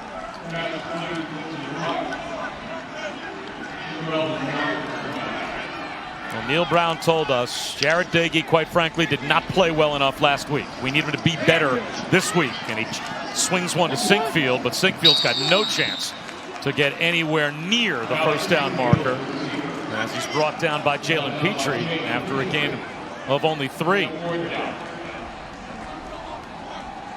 You know, West Virginia on that third down decides to play with tempo, and they think they got a matchup and they can find it, and no one wins. Daggy gets the ball out of his hands. Petrie did an outstanding job of running to his help. He used the sideline as an extra defender. He stays inside of Sinkfield and makes a great tackle. West Virginia just got to stop hurting themselves on offense and getting them in 2nd and 3rd and longs. Preston Ebner back deep to receive the punt. Rugby-style kick to try and avoid a return. And Ebner's going to field it on a hop and get great field position for Baylor. So he makes West Virginia pay for that kick style. Now Charlie Brewer carrying on the family tradition. And we asked Neil Brown, the head coach of the Mountaineers, about Charlie Brewer. He said, look, it's the highest compliment I can give him. His dad's a winner. His uncles were winners. He's a winner. And right now, he's been bottled up by this West Virginia defense. Going to take a shot here, though, to start off this drive. Incomplete down the sideline. That looked like excellent coverage from Nick Troy Fortune as we check in with Kevin Nagandi. Bob, this studio update is brought to you by AT&T 5G. It's the Kyle Trask Show in the swamp. 4 incompletions in this game, 3 touchdowns. Florida rolling 31-14 over South Carolina. Back to you. I don't think our 2 quarterbacks in our game have combined for that kind of production. As once again, it is a take what the defense gives you, short completion to R.J. Sneed. And Dan, once again, Charlie Brewer is faced with a 3rd down. But at least this 3rd down is going to be somewhat manageable, 3rd and 6. The thing that Charlie Brewer has not done up until this point today, that he's going to need to do on this 3rd down and moving forward, play faster. There's guys that are getting open. He needs to let the ball out of his hands before they are wide open. You know, anticipate those guys getting open. Understand West Virginia's going to play some zone coverage. Get it out and let those guys work in space. Only 3 for 10 on 3rd down. 3rd down and 8. Play clock at 5. Brewer wants the football, and his offensive line wasn't ready, or his center wasn't ready, because it seemed like everyone but the center snapping the ball was set to move. So it'll be 3rd and 13. False start. Everyone but the center. Offense. 5-yard penalty. Still 3rd down. You know what that means? It was the center's fault. Well, this is what happened. They motioned the back out. And when you motion people out, it changes their protection, you know, the rules of the offensive line, because if you motion a guy out and a linebacker goes with them, well, you don't have to pay attention to him anymore. And that's what happened. They motion him out. Newman Johnson going, okay, the linebacker left. Now we're going to go to a different person for our responsibilities. That takes some time to communicate, and it ended up hurting their offense. There's only 3 on the play clock at the time. 3rd and 13. Only a 3-man rush. So Brewer has all day. Nowhere to go with the football. And eventually he goes down. A 3-man rush gets there, but a sack is followed by a flag. Jeffrey Pooler finally got through to Charlie Brewer. The coverage sack at the moment for West Virginia. Well, let's check the marker.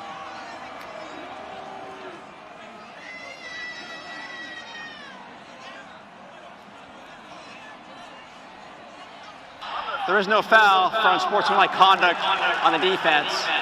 3rd down. That's the 4th or 5th flag, it seems, that has been picked up during this game. Correction. 4th down. Just watch the coverage by the West Virginia secondary.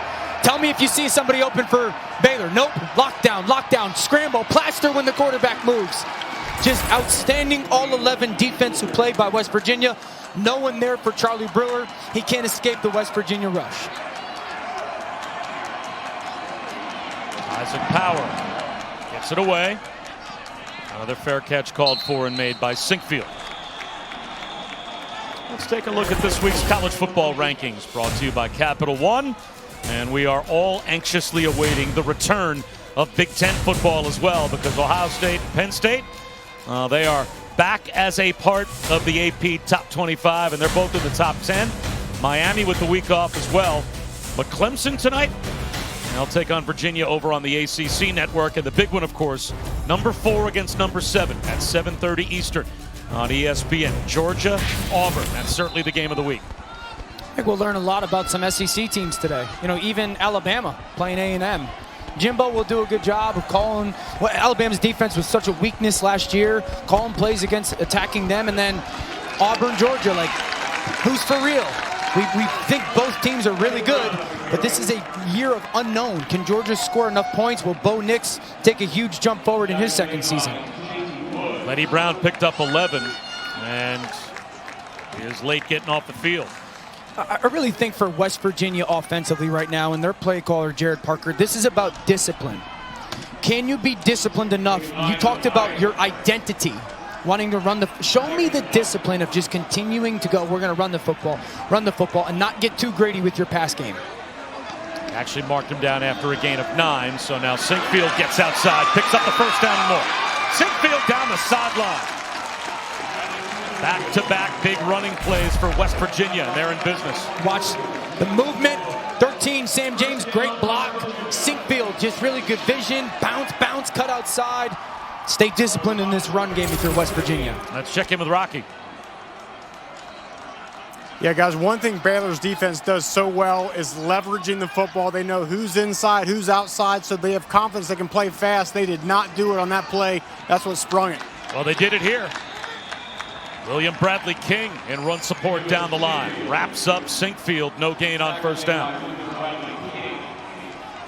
Yeah, Rocky makes a great point of understanding. And what Rocky means by that is, like, if you're a defender and you know you've got somebody outside to your right and the ball is coming from your left, you want to do everything you can to bounce that ball out to that defender, right?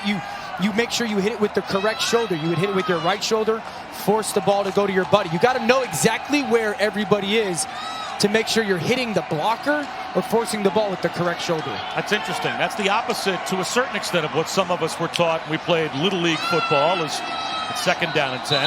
And this play blown dead at the line as flags are down. It'll be a false start against West Virginia. Proud of the staff.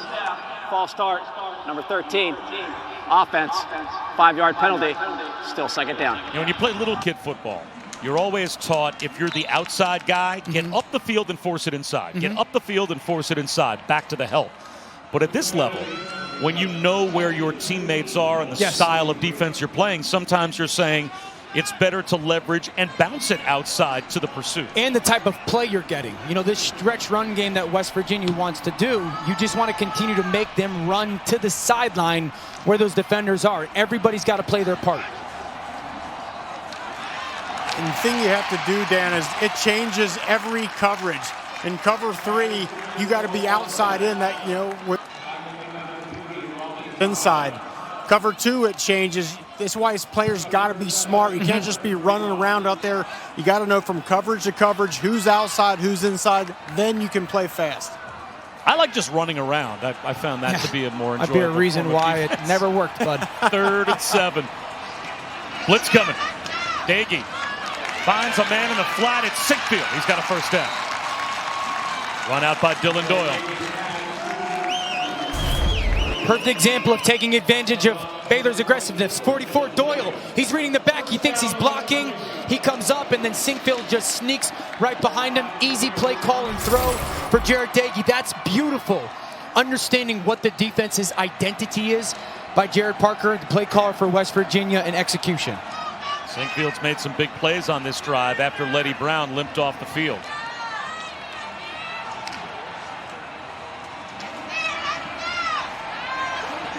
He becomes the receiver again here, but missed it. It went through his hands.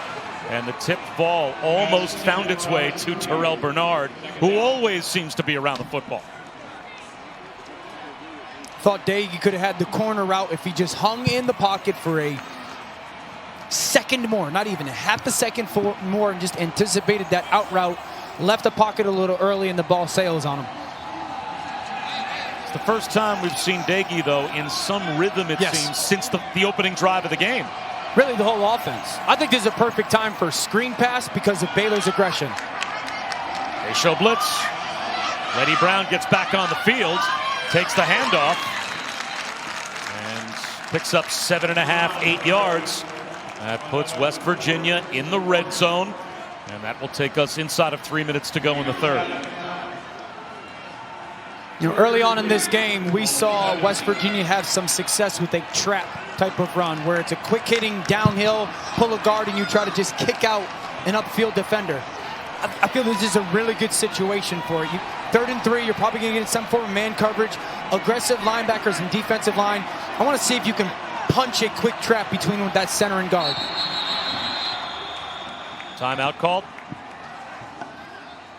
As the play clock was down to about 7, and Neil Brown had that timeout called from the sideline.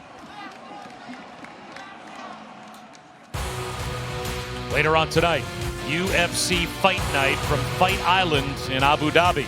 The prelims start at 7:30 Eastern on ESPN Plus. The main card at 10:30 Eastern on ESPN and ESPN Plus in English and in Spanish. To get ESPN Plus, go to ESPNplus.com or download the ESPN app and watch Holly Holm in action later on tonight. Bob Wischusen, Dan Orlovsky, Rocky Boyman, and boy, how much are we all looking forward to these beautiful Saturday afternoon college football panoramic shots of these cathedrals where all of those stands will be filled again with fans. I just can't tell you how much, as broadcasters who are in this for the environment and everything that college football is supposed to be all about, I want to see those fans filling these stadiums. It's what makes the sport great. One of my first seasons a couple years ago, broadcasting, I had a game, West Virginia played at home against Kansas State, I believe, and it was my first time there. It was an incredible environment. Everybody's singing at the end of the game, and I was just like, that is one of the coolest things I've ever been a part of. Country roads in Morgantown at the end of football and basketball games. Good as it gets after the timeout. Letty Brown inside the 10-yard line. So a goal-to-go situation now for West Virginia, as they have not put a point on the board since their first drive of the game. And I cannot say enough about Chase Barrett today. Their starting center, number 76. He's been really good just pushing people off the line. Baylor late running a player off. They may have had 12 on the field. It's a 1-yard gain, but it looks like West Virginia will get half the distance in the down back, as Baylor was late substituting.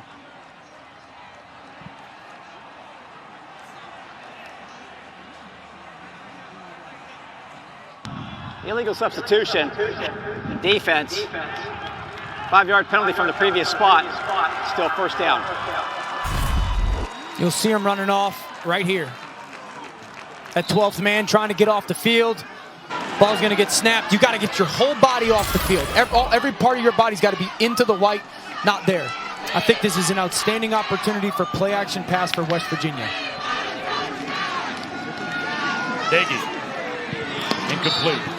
I think sometimes fans watch the game and wonder why the umpire sometimes stands over the football, why sometimes teams are allowed to snap the ball immediately. If the offense doesn't substitute, you can go as fast as you want. Correct. If the offense substitutes, the official will stand over the ball and give the defense a chance to substitute. But as long as you don't change your personnel if you're on offense, you can sometimes trap a defense in that spot and get a free 5 yards. Yeah, it's a good job, the way to protect the defense as well with that substitution.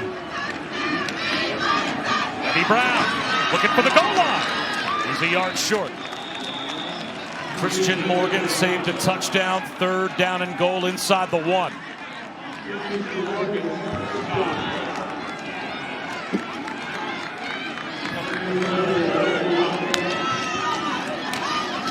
Letty Brown again. Did he get there? Right at the goal line. Is he in? The officials will once again say he is short. And we'll have the 12th play of the drive from inside the 1. Letty Brown thinks he got in. You have to see the football. It does emerge there. I would think they would want to take another look as to whether or not Letty Brown punched that in. Replay's going to buzz down and say, let's make sure. At first glance, Dan, rolling on the field as the runner was short of the goal line.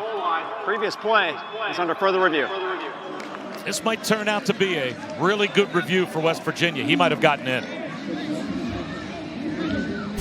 Terrell Bernard comes off the edge right here, number 2.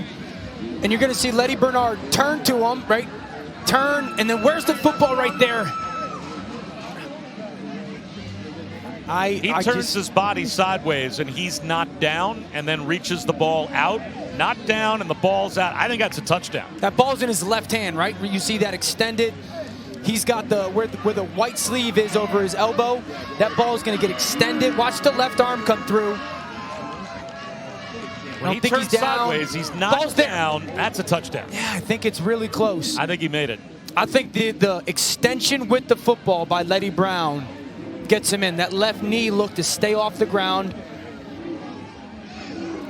Now, what we have the opportunity to do here, and also what they can do in the replay booth, if there's an angle where you can see his body but not the ball, and there's an angle where you can see the ball but not the body, we can take multiple reviews or multiple replays, sync them exactly, and that gives that much more information and certitude to the replay booth to say, all right, well, you need indisputable video evidence to overturn the call made on the field.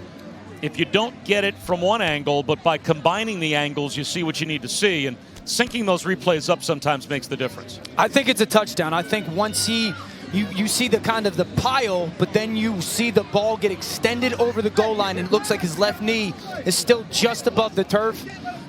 This should be a touchdown. And when he turns sideways and that left knee's not down, he's still a live football player as he is going down.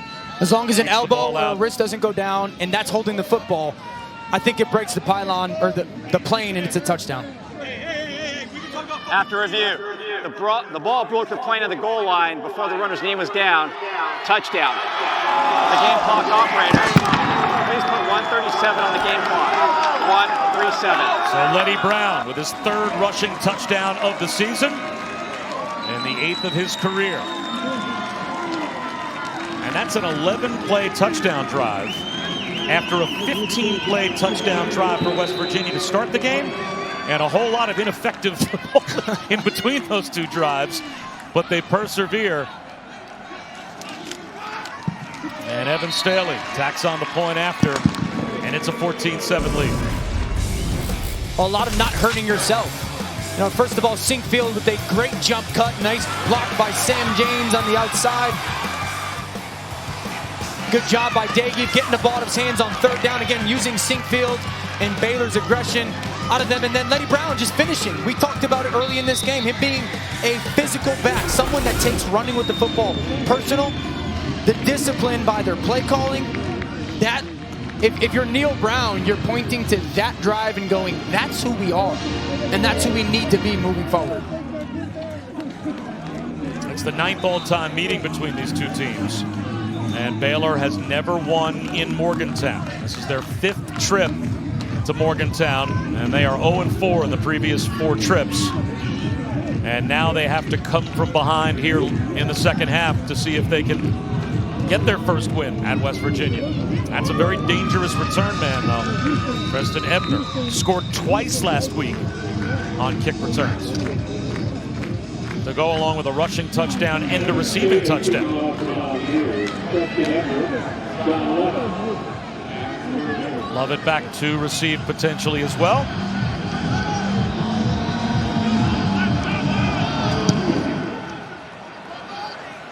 Staley's kick will go out of bounds short of the goal line. So that's a mistake on special teams. That'll give Baylor the ball out at the 35-yard line. Kickoff out of bounds. Kicky team. Put the ball at the 35-yard line. First down. Let's check in with Kevin Nagandi. Bob, at one point it was 14-all in the swamp. So many Gator weapons. Kyle Trask, the Kadarius Toney. Now watch. He is surrounded by South Carolina Gamecocks. Bye.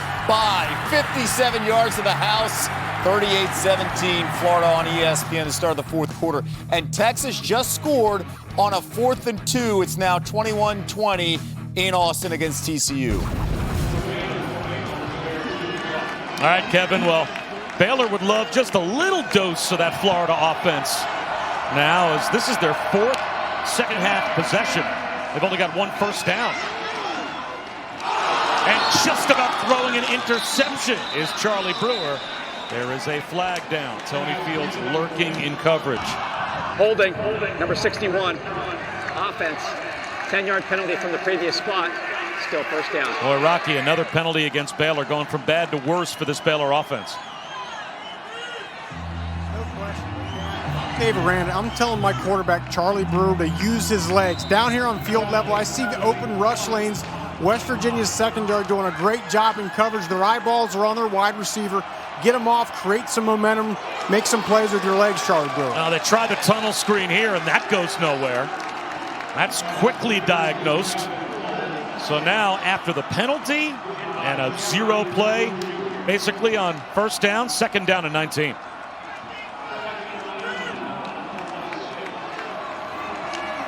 You agree with that, Dan? Would you be trying to maybe draw up some designed quarterback runs here for Charlie Brewer, or just tell him to get out of the pocket? I'd get him out of the pocket for sure and simplify his reads to get him to play faster. This is a two-man rush. And Brewer able to get one right to the first down marker. It's been a long time since we've called R.J. Sneed's name in this game.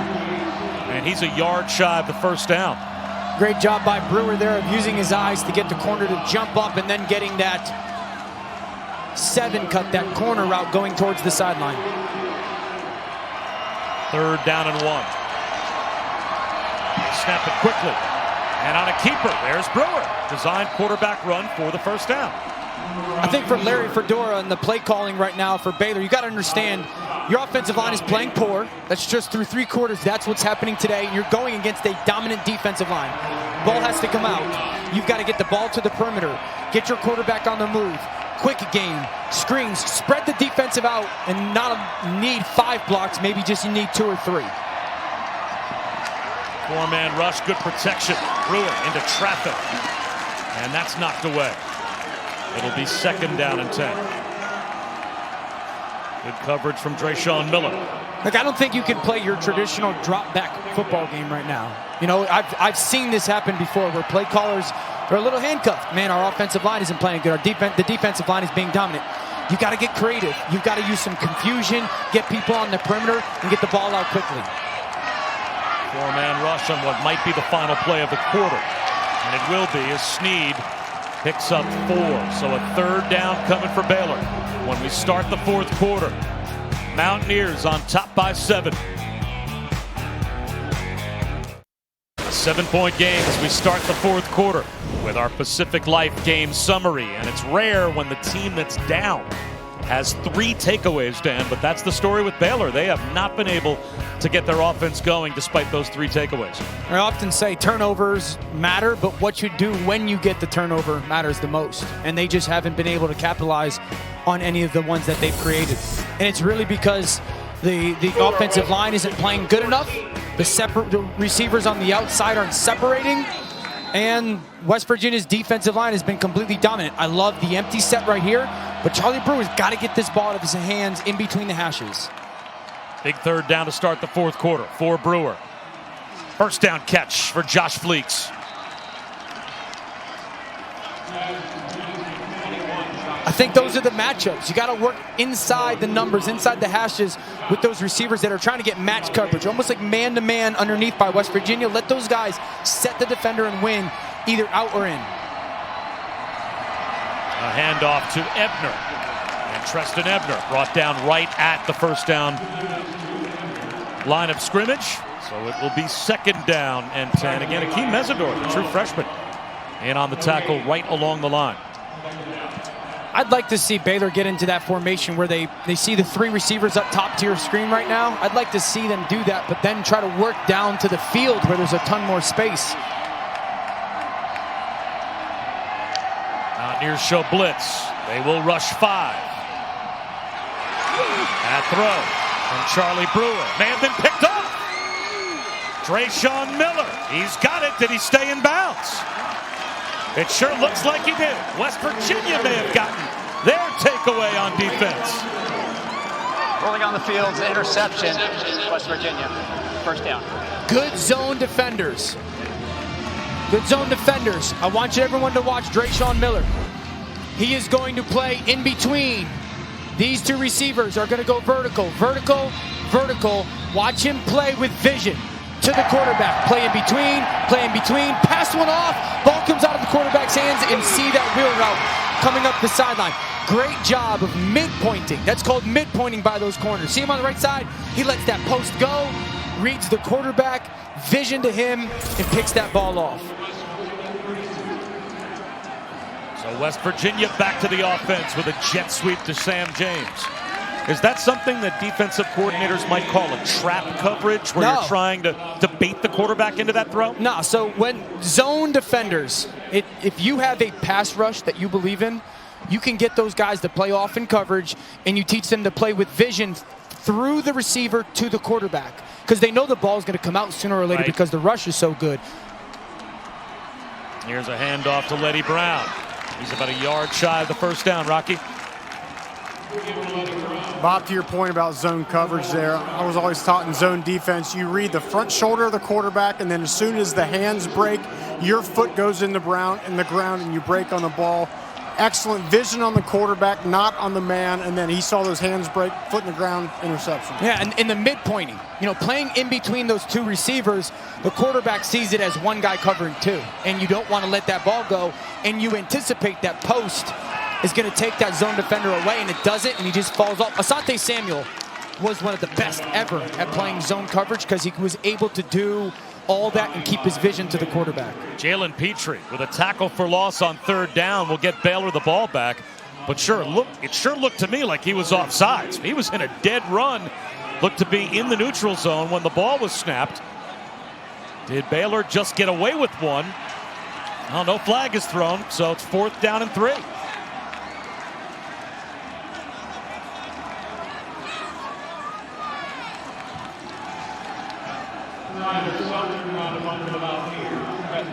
Preston Ebner, deep to receive a line drive punt. This one might be returnable. Good kick coverage for the Mountaineers. West Virginia ball with a 7-point lead. Well, Kevin, we've got ESPN College Football presented by PlayStation 5 with just over 12 minutes to go. West Virginia's got a 7-point lead. It's been a defensive struggle, and at times missed opportunities by both offenses. 4 combined takeaways in the game. And you'd think a much more high-scoring game with momentum-shifting plays like that. But, Dan, these two teams have not taken advantage of the opportunities that their respective defenses have given them. Yeah, is it great defense or just mistakes by the offense? Probably a little bit of both. Baylor's defense gets off the field. Their offense, you just got to go execute. Charlie Brewer off play action, under pressure, and again he'll be sacked. The first man through was Josh Chandler-Samito. Tony Fields there as well. Watch Tony Fields just come right there. They're going to try to send it back to him. He's not going to be able to get there. Beats him on the outside. Can't block me. Tony Fields is transferred over from Arizona. He's become an incredibly impactful player for this defense. But I still think Baylor has to get Charlie Brewer out the pocket. He's in the pocket here. Now he's flushed out. Throws it away. 3rd down and 14 coming.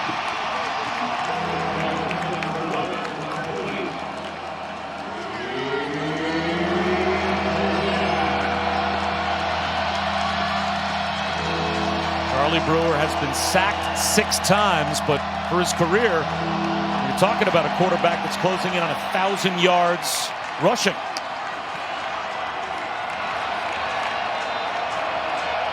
I think they're going to force Charlie Brewer to throw this ball to the outside. Snead, Thornton, one of those guys on the outside has got to win one-on-one versus a corner.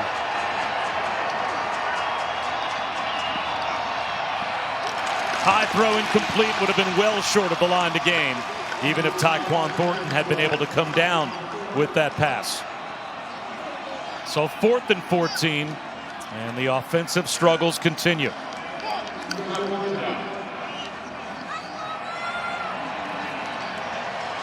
I apologize to all Baylor fans. I call the Jets as well, so it must be me.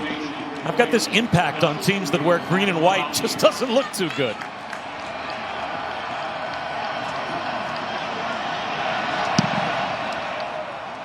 Isaac Power forcing Sinkfield into a fair catch. Good field position for West Virginia when we come back. Football on ABC is presented by PlayStation 5. Play has no limits. And in part by Pacific Life. More than 150 years strong. Trust in your tomorrow. All these fans, young and old, is what makes college football the absolute best. And yet all of these fans, young and old, if you're not related to the players in today's game, can't be at the game. And so we've been asking folks to send us shots of their watch parties or the fun that they're having at home. And we're delighted to make that part of our broadcast.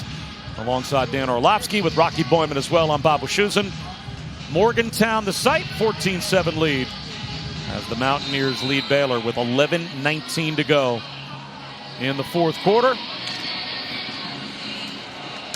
Back to the offense for West Virginia. Dagey on a rollout. A flip into the flat. TJ Banks, the tight end. That'll be good enough for 11 yards and a first down. Here's Kevin Nagandi. Bob, it's been 3 weeks since Mac Brown and his Tar Heels played some football ahead on ABC number 12, North Carolina, facing a BC team that has won its first 2 games under Jeff Hafley. Pleasing BC alums, we know, right, Bob? Say it again, Kevin. Boston College has won their first 2 games under new head coach Jeff Hafley. Yeah, I Did you hate say Boston. that there, UConn I hate man? Boston College, so I love Hafley, but I hate Boston College. Letty Brown in the backfield. And he's going to get caught behind the line. And driven back by Braden Utley. Dan Orlovsky, not a fan of most schools in America based on rejected applications and non-existent scholarship offers. I understand. Rejected applications. I've sensed the bitterness. They took a quarterback named Quentin Porter over me from Maine. How'd that work out? I immediately hated as well, even though I had not met him. Letty Brown gets some of it back. It's a big third down now for Baylor because West Virginia is one next set of downs maybe from field goal range. And if you make this a 2-possession game, even by kicking a field goal on this drive, it seems almost insurmountable as much as Baylor has struggled. And they get the stop. That's a great job by that Baylor defensive front. Now it's 4th down. What would you do if you're Neil Brown? I'm punting the football. My defense has been dominant today. I don't think that the Baylor offense has proven to me that they can go 85, 90 yards. So I'm going to punt this football and try to pin them back. Well, the offense staying on the field for the moment. Is this a bluff? And will they just let the clock run all the way down, take as much off of it as possible, take a delay of game, and buy a little more room for the punt crew? Now, they're showing no sense of urgency to come back to the line of scrimmage. So they're just going to take the 5 yards. And listen to Coach Orlovsky and kick it away. Play a game. Offense. That penalty is declined. 4th down. Played against West Virginia once in college. Twice. We played a great game at home. Actually, their defensive coordinator for West Virginia, Jamil Adai, was on that team. He was also on the field when I throw a game-losing interception. One of your 3 on the day, I believe. Wow. I like Dan Orlovsky flashbacks. This makes me feel better.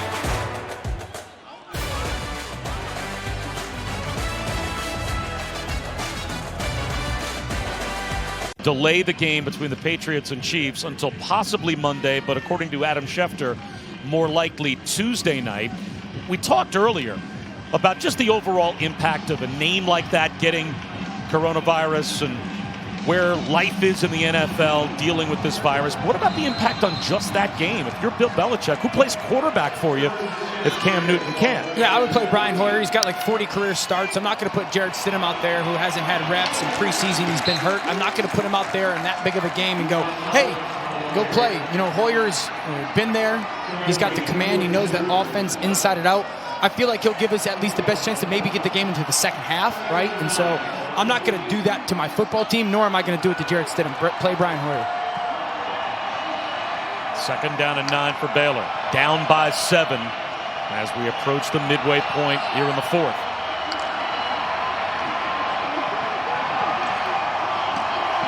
Coming back to help out his quarterback is Snead. but he's short of the first down. Is that also opponent-based because you're playing the best team in football? I would probably play Hoyer no matter what, to be honest with you. Again, Jarrett Stidham was hurt. He hasn't ever had an NFL start. Brian Hoyer is a guy that has been there. He's done that. He's got 40 career starts or so. He knows our offense. He can actually step in the huddle and get us to execute, at least get us to the line of scrimmage, as silly as that sounds. So I think it's a no-brainer who you go with. Charlie Brewer, he's been there, done that as well. He needs to do it again here on third down. Keep the drive alive. Tipped ball, almost intercepted. So it's a 3 and out for Baylor. And it should be field position on the side of West Virginia as they pin the Bears deep. You can see your Brewer scan. He's trying to get that in route, and that receiver's just never able to get inside of a dive. It just doesn't seem comfortable. It doesn't seem, you fans have heard not seeing the field well. It seems like Charlie Brewer's sitting back there waiting for someone to get open instead of anticipating someone to get open or throwing people to get open.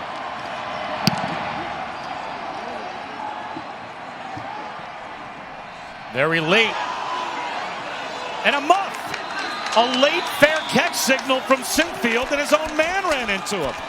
And the ball caroms off a West Virginia player, and a special teams gaffe by the Mountaineers gives new life to Baylor. Rolling on the field as the kick was muffed by the return team, recovered by the kicking team. First down, Baylor. Will Williams comes up with the recovery. Watch Bryce Ford Wheaton right there, just trying to do the right thing. Like he's trying to get inside of the Baylor player and shield him off, come right to the right side of the screen right there, shield him off from Sinkfield, and just gets in the way. I've never played special teams, but I know special teams, I've heard coaches always yell, as a return guy blocking, you got to get your eyes on the returner and see what his signals are telling you if you have to get away. What an opportunity for Baylor. Over the middle, seam route underthrown. Preston Ebner looked like he had a step, but Brewer was thrown off schedule again by the West Virginia pass rush. And he had him. He had Ebner, but the play was made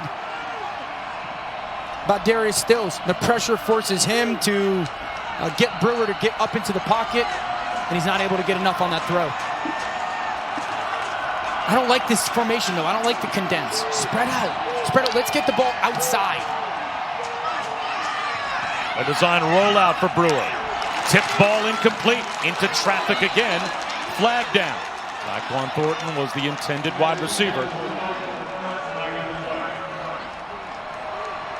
Very important flag thrown here.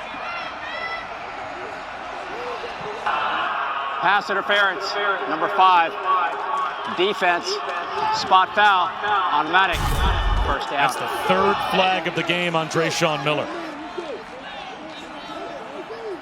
I think that's a fair call. He gets there a half second too early. You know, Thornton throttles down, and Drayshawn Miller's trying to play through the football, and he just got there too early. But I do like that play call, or the concept of the play call, getting Charlie Brewer outside. I want to see Baylor get this offense to the perimeter. You can't play tackle to tackle against West Virginia right now. Baylor in the red zone looking for the tying score. Brewer to about the 11-yard line, maybe the 10. Gavin Holmes picks up a handful. Charlie Brewer's got to be really good just playing with pace and rhythm here. No sacks. Don't hold on to this football. Your offensive line isn't good enough. I want him to work to the field, up top, to the top of the screen. Find something to use that space up there. Ebner spinning, trying to keep the play alive. Picks up 2. You know, for all that Treston Ebner and John Lovett are capable of, Baylor now has 23 yards rushing as a team for the game.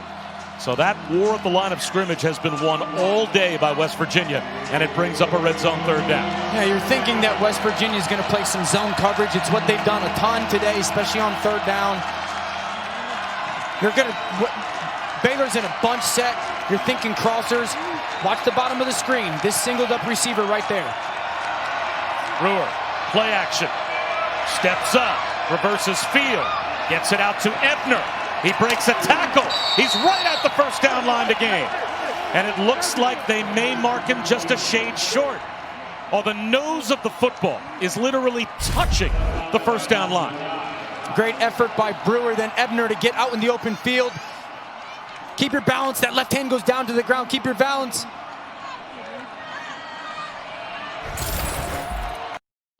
Fourth down and a foot. Did they not even measure? It certainly seems as if it's a no-brainer. You have to go for it, but they are right on the first down line to gain.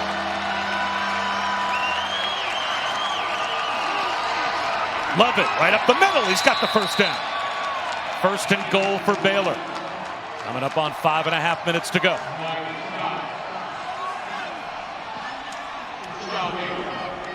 I'd really like a zone read right now for Charlie Brewer. You've got this West Virginia defense that is bend but don't break, but you're getting close to their territory. Their antennas will be up. They'll be a little bit more aggressive. Give him the opportunity for a zone read off an edge defender. Love it. To about the 2.5-yard line.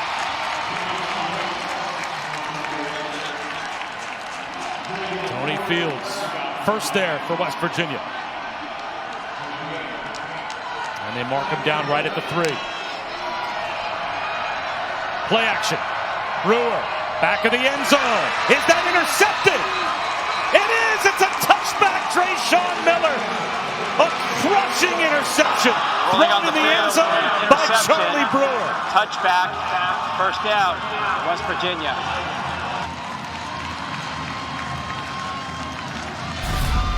All you can hope as a Baylor fan is that Miller touched the end line when he caught the ball. He may have been out of bounds. It might be new life for Baylor. Timeout on the field. What do you think, Dan Orlovsky, first glance? I think that ball is going to get overturned. No interception, out of bounds. We'll find out when we come back. The touchback. And we talked about it just as we went to break. Trayshawn Miller, an interception that could have sealed the deal for West Virginia, but his foot was out of bounds. So new life for Baylor.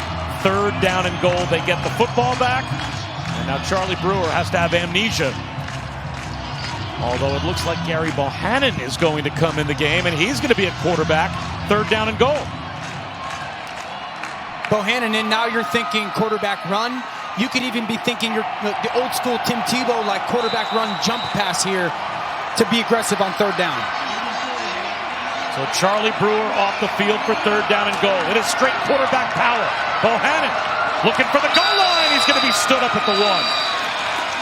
The play of the game coming now. You have to think Baylor's going to go for it. What really, for this offense, as much as they've struggled, would a field goal do for them here? You have to try for the tie on fourth down and goal, and here comes Charlie Brewer.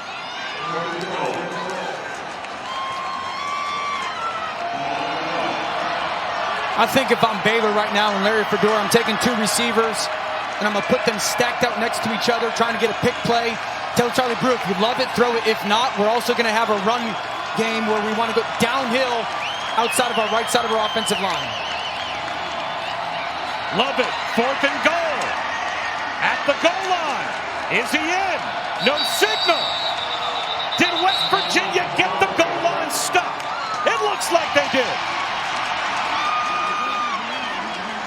The ruling on the field is John Lovett stopped just short of the goal line. Once again, you'd have to think that replay will want to take another look to see. West Virginia.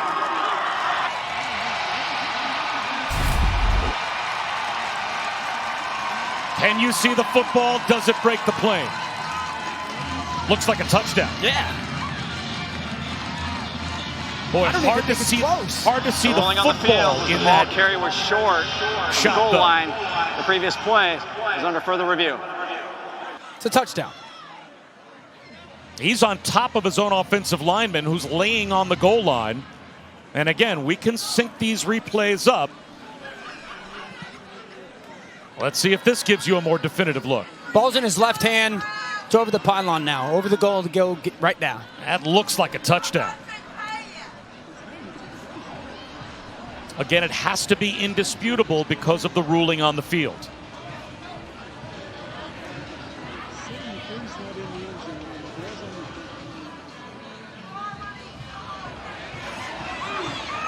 The officials on the field say John Lovett was stopped short. What will the replay booth say?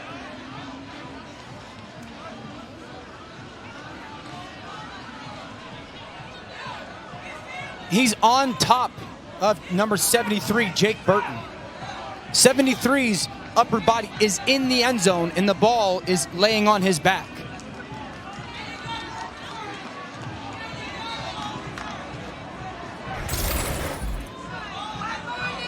It's a really good job of the back just getting downhill. Love it. Getting downhill, not trying to get too cute, and just trying to find some form of light, seam, whatever, and trying to extend that ball over. I think it's a relatively clear touchdown.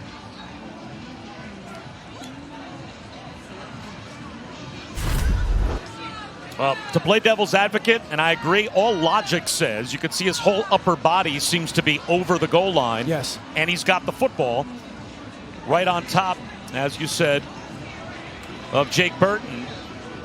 But when the officials on the field say you are stopped short of the goal line, right, it has to be indisputable. Here's the After decision. review, the ruling on the field stands. 1st and 10. West Virginia. And when they say the ruling on the field stands, what they're saying is we can't see the football. So we can't see indisputably that the football broke the plane. Logically, you're right. When he disappears over the goal line, it looks like it's a touchdown. But because the officials on the field say he's stopped short, the replay booth has to be able to clearly see the ball break the plane. And they're telling you we can't see it, so we can't change the call. Well, this is certainly not over yet for Baylor. A lot of time on the clock, and West Virginia at their own half-yard line, but they may have given them a free play by jumping in the neutral zone. Did Baylor just give breathing room to West Virginia by jumping off sides?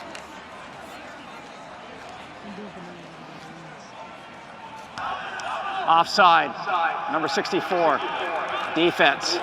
5-yard penalty from the previous spot. Still 1st down. Great use of cadence. Clap. Get him to jump. Good job by everybody on that offense being prepared for that situation. Ball snapped, free 5 yards. Outstanding use of cadence by Dagey.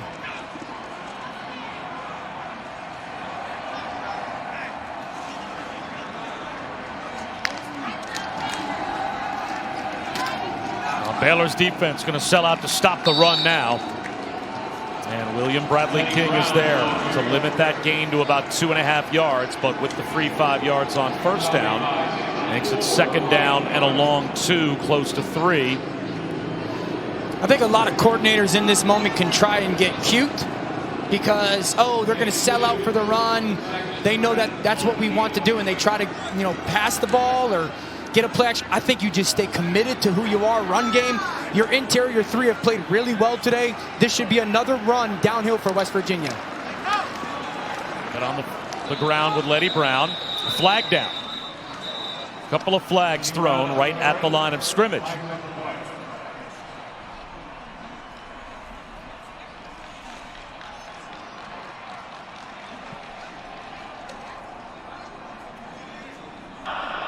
Holding. Number 50 on the offense. Half the distance to the goal. Still 2nd down. Well, Dan, that's 10 penalties on each team. That's a lot of accepted penalties in this game. Both teams have I want you to see the shoot by the linebacker. There's the tackle right there. Watch when that linebacker, Bernard, shoots. He's going to come off. Watch the right arm wrap him. That's a hold. Hold was on number 54. That will put West Virginia back inside their own 5-yard line again. 2nd down and 7.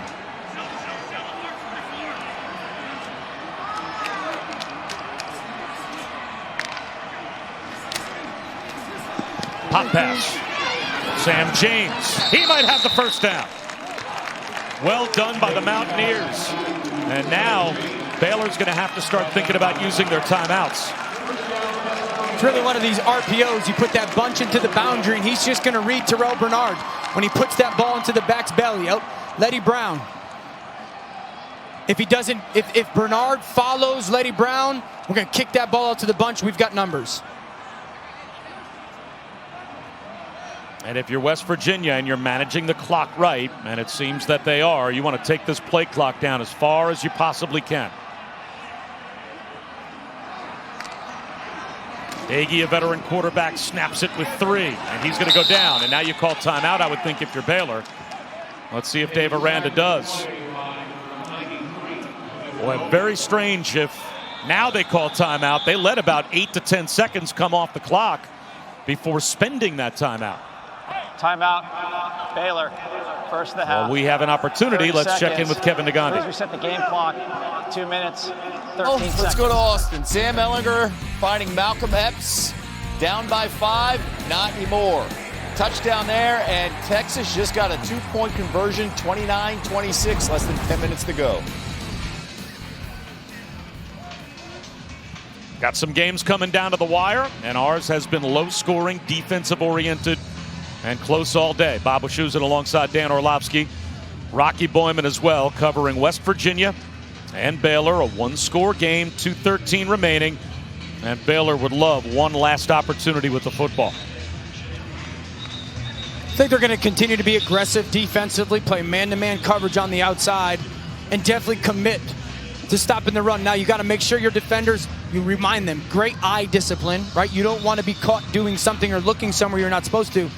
And then if you're West Virginia, I don't see a justifiable reason how these next 2 plays are not runs. I'm not going to give, we haven't been great with our decision-making today offensively, quarterback-wise. I'm not going to give them the chance for a sack fumble, a ball to get tipped up in the air. 2 runs, force Baylor to go through their timeouts, and then march down the field against us without that. And if these next 2 plays are runs, and West Virginia is somehow able to get a first down, the game's basically over.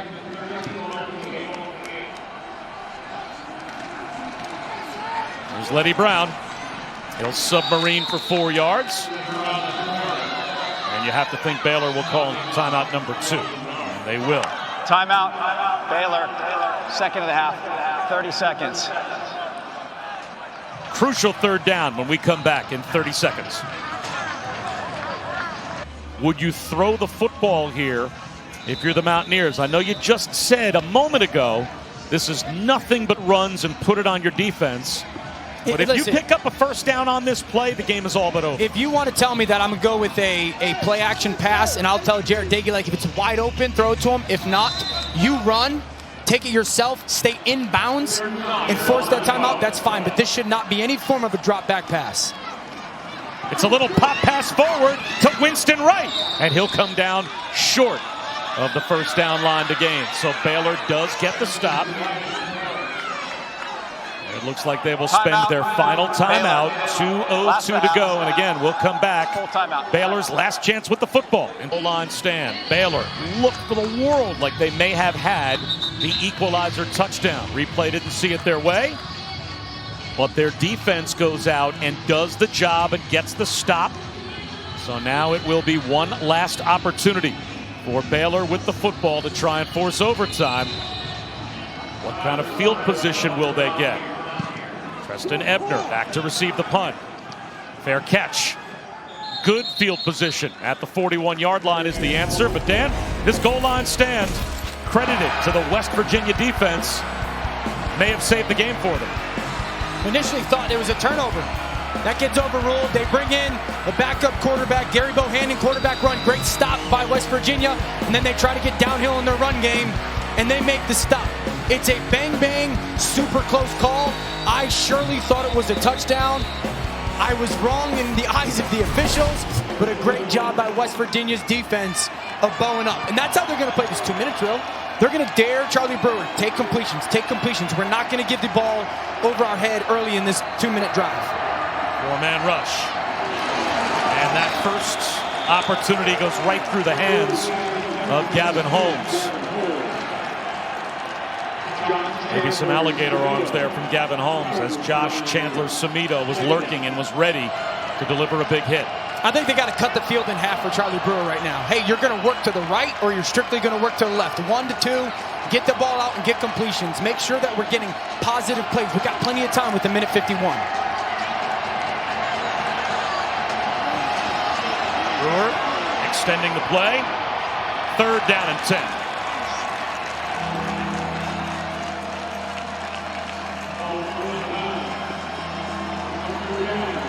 I still think there's plenty of opportunity for them to throw the ball out to the perimeters. Short side of the field or far side of the field. Those corners are playing high. That's the philosophy of their defense. We're going to keep everything in front of us. You still have 2 downs here, Charlie Brewer. Understand that 5-6 yards is a positive play here. Do not force a ball into traffic. Only a 3-man rush on 3rd and 10. Brewer. Low throw, incomplete, flags out, and it looks like a fresh set of downs for Baylor. It looks like a couple of different flags thrown on a couple of different collisions. And Baylor has a man down as well.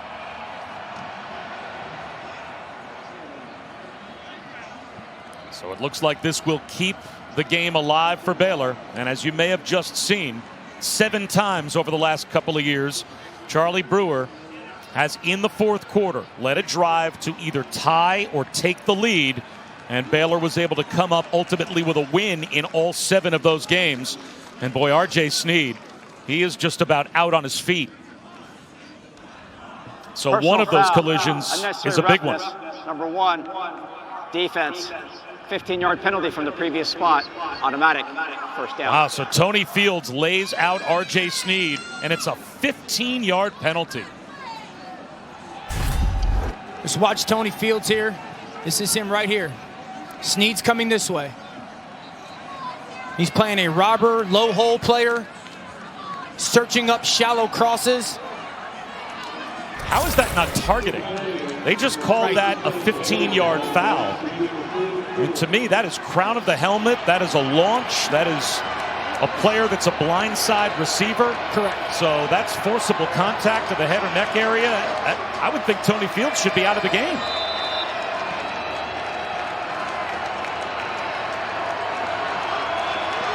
Still a big penalty. 3-man rush. Long throw to the sideline. Ebner makes the catch. Stays in bounds. Close to a 1st down. Great They'll play give it by 9 yards. Great play by Ebner. Just knowing you're getting close to the sideline, stopping your route. Don't go out of bounds and then making a play out into the open field. Charlie Brewer just, I said it early, be patient here. Get the ball out, get completions. You have plenty of time right now. 90 seconds left in this game. Get completions. Force West Virginia to make the tackles. Brewer over the middle. He's got a man in stride, and walking into the end zone is Josh Fleeks with the touchdown.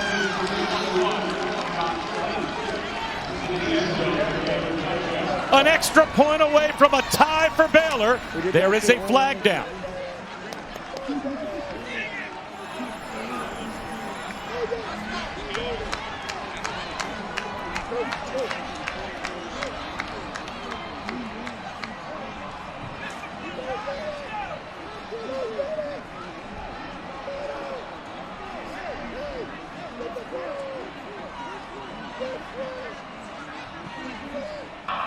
After the play was over, sportsmanlike conduct, number 21, offense. That 15-yard penalty will be enforced on the kickoff. That's number 21's first unsportsmanlike conduct foul for the game. The result of the play is a touchdown. Watch him on that crossing seam, Fleeks. Over the top of those linebackers, Charlie Brewer snaps by, up over. You got to get that ball up over those defenders. Great touch and trajectory on that football. Trusting his eyes, telling him where to throw the football against a zone defense. Huge touchdown. Fleeks is the one who dropped it before. Same route that he dropped before earlier in this game. Great job coming back and making the play. And where was the unsportsmanlike conduct? Because that's a big 15 yards. Now you're kicking the ball off 15 yards further back and giving West Virginia possible field position. They've got plenty of time. And is it that little flex right there that costs his team 15 yards? Great job by Brewer. You see that ball go in between those defenders. Fleek's doing a nice job of settling in that zone, throwing that ball with a little bit of arc on it. If that's the penalty, come on. Let's allow these young men who work really hard to have some fun. Is it the turn back? Come on, guys. Hard to believe that anything that Josh Fleeks just did would warrant a 15-yard unsportsmanlike conduct penalty. And let's see how that factors now with 1:19 seconds. And West Virginia still with 2 timeouts left. And they're going to have to kick this ball off at their own 20-yard line. So this could give some significant change of field position to the Mountaineers, as they're going to be looking to try and get in field goal range to win the game. That's huge. I mean, 2-minute drill, they're all very different, but most of them, it's about getting a chunk play. That is a chunk play. That 15-yard flag results in a chunk offensive play, essentially, for West Virginia. Noah Rauschenberg will kick it off. Are we headed to overtime? Or can West Virginia get into field goal range to try and win it?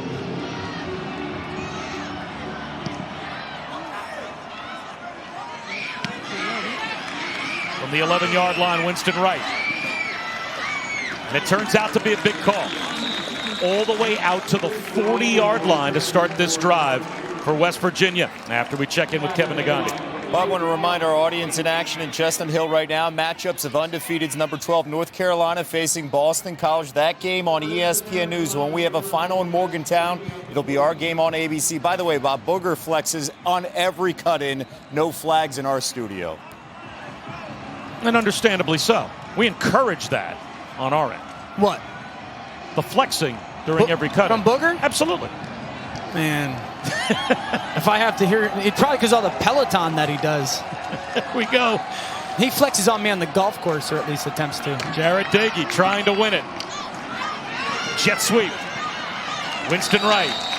Only 4 yards. Does not get out of bounds. And that will roll the clock, so they'll have to hurry, try to preserve those timeouts with a minute to go.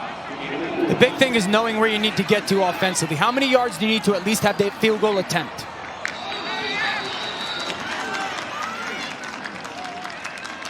False start. They may be forced to use a timeout here or incur a 10-second runoff. Number 57, offense, 5-yard penalty from the previous spot. West Virginia has taken a timeout to avoid the 10-second runoff. Inside of a minute to go, if that clock's rolling and you commit a foul like that, it's a 10-second runoff unless you've got a timeout and you want to save the 10 seconds. So in that sequence, they gain 4 yards on first down, stay in bounds. Then a false start backs them up 5, so they're actually -1 yards, and they've been forced to spend a timeout here, and the clock is already down to 52 seconds. Yeah, I mean, I didn't love the play call, because if you get 6-7 yards on that play call, that would be a good play, right? But at the end of the day, you're probably going to stay in bounds, and the clock is running, and you're still getting into second down. This is 2-minute drill to go win the football game. The ball has got to go into the air. There's different ways where you can attack this defense other than the jet sweep toss. So I don't love the play call. They got to be in their huddle right now talking to them. Guys, we need to get about 35 yards. It's 2nd and 11. We've got plenty of time. Let's go execute. Receivers, if you get outside the numbers, get yourselves out of bounds. If you're inside the numbers, get as much yardage as you can and get down. If we get a first down here, we're immediately going to come up to the ball and call our play in no huddle fashion. Well, if you're wondering Evan Staley's range, his career long at West Virginia, 49 yards in the Camping World Bowl. He kicked one against Syracuse a couple of years ago, but in high school, he did kick a 54-yarder. So his career long in college, 5 yards shorter than his career long in high school. And if you want to kick a 54-yarder, let's say you get to about the 35-yard line, that would be inside of 54 yards. That's probably where they need to get to. Dagey, seam route, dropped. Sam James had it right between the hash marks. And that would have been a big chunk play for West Virginia. And he dropped the ball. It's the exact right call. Bending seam from the left side of your screen. Let's get the throw by Dagey. Bleed him in there. Sam James just lets that ball get across his face. I've heard receiver coaches all the time tell those guys, don't let the ball get across your face. Trust your hands. 3rd down and 11. You got the trips up at the top of your screen. Baylor's going to play those 3 inside defenders over the 2 inside receivers. That receiver up top one-on-one got to win. Dagey. That ball is caught. Well short of the first down, though, for Letty Brown. Now, if you're West Virginia, are you going for it on 4th down? They're heading up to the line. Now, here's the problem. If you call timeout here and you don't get it on 4th down, you're going to give all that time back to Baylor. So this is a smart move. Don't call the timeout. Let the clock wind down and play for overtime. Exactly. There's no way you go for this.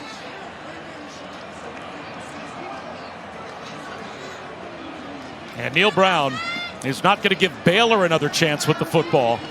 They're going to go to overtime, it looks like, and let the clock wind all the way down. Baylor and West Virginia will head to overtime. After we step aside, coming right back to Morgantown. Virginia both making mistakes and at times not taking advantage. You saw the fumbled punt return with miscommunication, the potential interception, but it gets overturned. The goal line stand by West Virginia's defense. Late in the game, West Virginia going with the quarterback run. Fleeks on the crosser route, huge touchdown by Baylor to tie this football game with about 90 seconds left. Right now, it's up to who actually wants to win the football game. Well, we go to overtime, and after the coin toss, the winner will choose offense, defense, or end of the field. Each team gets 1 possession from the opponent's 25-yard line all the way through the first 4 overtimes. If we keep on going, you get the 3rd overtime, you got to go for 2. And then alternating 2-point conversions would replace possessions, starting with overtime number 5. We'll have some 2-minute rest periods if it goes that far, and it might, because these 2 offenses have struggled so mightily to move the ball and to score points. Let's see who ends up starting with the football and who ends up playing defense first, as they're going to toss the coin out at midfield.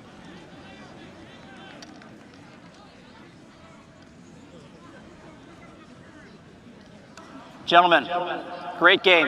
Welcome to overtime. Overtime rules. Winner of the coin toss. Offense, defense, or which end of the field we're going to play on. Each team gets 1 timeout per overtime series. They do not carry over. Baylor, you're the visitors. You get to call the coin toss. It's the same coin we use at the beginning of the game. Heads, tails, heads, tails. What's your call? Tails is the call. It is tails, you've won. Defense, you got it. You guys want to go this way? All right, Baylor's won the toss, and we'll go on defense. 1st down, West Virginia. So West Virginia's offense had a chance to put the game away a moment ago and could not get into field goal range. Now what happens with Jarrett Dagey? You know, I really liked some of the stuff that they did early on in this football game when it came to getting to those 2 receiver sets spread out or bunches spread out and allowing him to operate the run-pass option game. We saw it on the 2nd down late in that game where he kicked it out to Winston Wright. I want to see that because I feel he operates it quickly and it allows you to kind of take advantage of Baylor's aggression and you can get your run game going, but your receivers have blocked well on the perimeter as well. I want to see them spread it out and give him this RPO option off of some of these 2nd-level defenders for Baylor.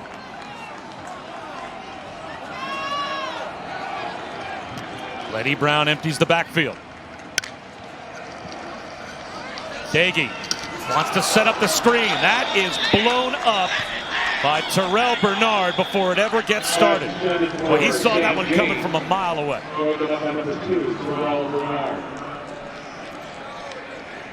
The ruling on the field is an incomplete pass. 2nd down. 2nd down here. I still think that getting into a bunch set if you're West Virginia offensively and putting Like, Terrell Bernard's a great player, but he's an aggressive player. Jalen Petre's a great player, but they're aggressive. Use that against them. Put them in conflict with your run-pass option. Again, they want the screen. Again, it's not there. Disciplined play by Dylan Doyle. He was stalking Letty Brown. Now it's 3rd down and 10. Know thyself. You got to know exactly who you are. And right now, this isn't West Virginia. This isn't who you proclaim to want to be as an offense. So now you're putting yourself into 3rd and 10. You haven't been very successful on 3rd down. You still have to be very good if you're Jared Dagan. Like, you do not take any form of a sack here. The ball has to get out. Baylor's going to bring some pressure. You've got to find a one-on-one matchup. Daggy steps up in the pocket, right at the 1st down line to gain. Coming back to catch the ball is Sam James, and then spins. He's about a foot short, it looks like. His own momentum brought him shy of the line to gain. It looks like they're going to go for it rather than try the field goal on 4th down and a foot. Quarterback sneak. I'm not going to the left side. That's too young of a group for me to go left. I'd go right. The ruling on the field was the runner was short of the line to gain. The previous play is under further review. All right, replay is going to check the accuracy of the spot and whether or not West Virginia is indeed short. The only negative I would think here for the Mountaineers is if they come back with the same ruling that he is short. Sometimes that quarterback sneak seems more effective when you can get right up and run it with tempo. Of course. And now that's taken away. But did he get the ball to the 1st down line to gain? I'm going to play this assume game that he is short, that the ruling on the field will be confirmed. Yeah, it looks like they got it right. The reason why, if you're going to call quarterback sneak, the reason why I'm saying I'm going to go lean on my center's right towards my right guard is my left tackle is a sophomore, my left guard is a true freshman. My center and right guard are seniors. They've been in that moment. They've understood it a little bit. If I'm the quarterback, I'm going to lean towards them. Sam James, only a redshirt sophomore. If he catches that football and simply backs up, he's got a 1st down. After review, the ruling on the field is confirmed. The runner was short of the line to gain. It'll be 4th down. He's trying to make something happen, but he took himself 2 yards back short of the 1st down on his own and did not get back to the 15-yard line. So just outside of the 15, West Virginia looks like they're going to put their offense right back out there and go for it on 4th down and inches. I personally I don't love quarterback sneak here. I personally would love some form of a lateral jet motion, quickly hand it off on the perimeter. Will they snap the ball? Or is this just a hard count as Dagy's looking over, play clock at 10. And now it looks like a timeout might be called. It will be called by West Virginia. West Virginia. First while we have an opportunity, let's get another update with Kevin. Bob, how about this wild one in Austin? TCU's Max Duggan, the keeper, going through that Longhorns defense, 33-29 TCU. Now after a big play by Keontae Ingram, the Longhorns inside the 5. Ingram trying to extend the ball, knocked out. TCU recovers the fumble. And right now the Longhorns in trouble, down by 4 with just over 2 minutes to go. Back to you guys. Now, everyone's probably asking, like, okay, why did West Virginia snap their huddle so quickly, sprint to the line of scrimmage, and not call a play? What they're doing is trying to figure out, when we present this formation to the defense, how are they aligning? Where are certain people? Maybe they're trying to see where William Bradley King is, number 99 for Baylor's defense, or maybe they're trying to see where Terrell Bernard is. Do they want to run towards him? Do they want to run away from him? It's all about gathering information, almost like they do in basketball. I was going to say, it's almost like a basketball sequence where I just want to see what you're in before I run my play. Hey, are they going to put 3 defensive tackles in between our guards? Do we feel like we can quarterback sneak in between the guard and the tackle? Or do we want to get on a downhill run? All that is really an information gathering off of what you present to them. With nosy safeties? Yeah. With an aggressive defensive line? No. Is there a hard count here, or are you snapping the ball? Here's the thing. Hard count here. Do you trust your offensive line to hold their water, to sit in? Because the last thing you want to do is hurt yourself here. Here we go. 4th down play. Aggies in the shotgun. He'll flip one in the flat, and it's an easy first down pickup for Mike O'Loughlin, the tight end. And it's 1st and goal. Remember down in the red zone, we were talking about trying to get those bunch two-man sets and using picks. It's exactly what it was. They got into a bunch. They showed a little flash fake, a little pick on the outside, right at the line of scrimmage, so it's legal. And the uncovered tight end goes into the flat. 1st and goal at the 6. Daggy looking for the back left corner, and he's got it for the touchdown. Bryce Ford Wheaton wins the battle. And in overtime, West Virginia strikes first with 6.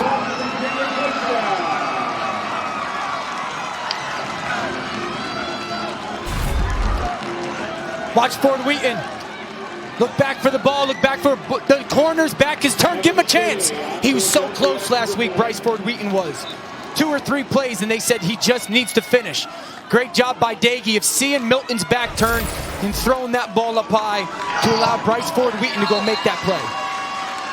Oh, now Baylor knows exactly what they have to do. They'll get the football, but they will have to have a touchdown to extend this game as we check it again with Kevin. Bob, the game that's currently on ESPN News will be on ABC after a final in Morgantown. Sam Howell to Chafree Brown, and North Carolina on the board first, leading BC 7-0. And giving you an update here, Pitt, their defense in the final minute gave up a nice touchdown pass set up by Devin Leary. NC State holding on with the upset 30-29.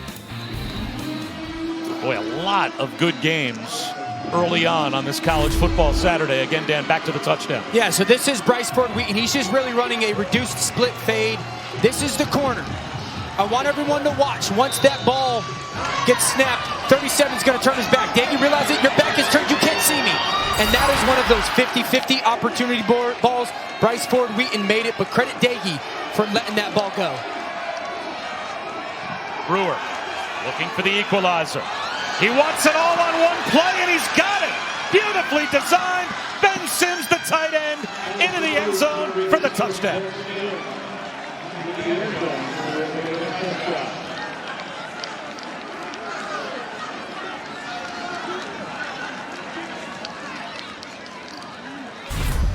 Watch the tight end Sims right down here. He's going to down block and release. They're going to bring the receiver from the right side of your screen to clear out the coverage. Down block, patience, release. No one's even paying attention to you. That's called wide leak, tight end leak. You get everybody's attention flowing to the one side of the field. You tell that tight end to be patient on his down block and then leak where the defense is vacated. Tied at 21, headed to another overtime when we come back. As Baylor and West Virginia trade touchdowns. Charlie Brewer, all of a sudden, heating up late. Was choosing Dan Orlovsky, defense for the second overtime. Rocky Boyman. Baylor will attack the north end zone. And you can hear that West Virginia will opt to be on defense now as we go to overtime number 2. So Charlie Brewer throws a touchdown pass, one snap from the 25-yard line, and gets the equalizer. And now he's going right back out there. How about you spend the whole game trying to dent the end zone, and your last 2 possessions, you throw 2 touchdown passes. You know, Dave Aranda, he has a mentally tough football team, obviously. I was just going to say, like, where was this? Maybe all we needed was for these teams to get into the red zone, specifically Baylor. But I think it is a little bit of taking on the personality of your head coach. He doesn't seem to be a guy who flinches or panics and whatnot, and they needed to make a play. Fleeks, you see 21 right there. He made that play when they needed it the most, and now maybe they've opened things up a little bit. I still say this. Get Charlie Brewer on the edge. You found something moving him out of the pocket, cutting the field in half. Continue to do that if you're Larry Fedora. He's going up top again. Jump ball back in the end zone. That might have been picked. It was. He tried for the home run ball to start overtime number 2, and Tyke Smith. Interception. He's got the interception. First down, West Virginia. Brewer is hurt. So now all West Virginia needs is a field goal to win it.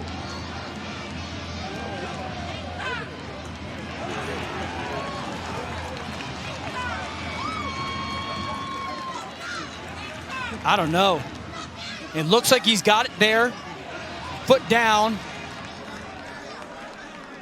Yeah, to me, that's an interception. Yeah, I mean, the idea that the ball is going to wobble a bit after he takes 3 steps out of bounds. I agree. I think Ebner shows great effort, but he's got it secured.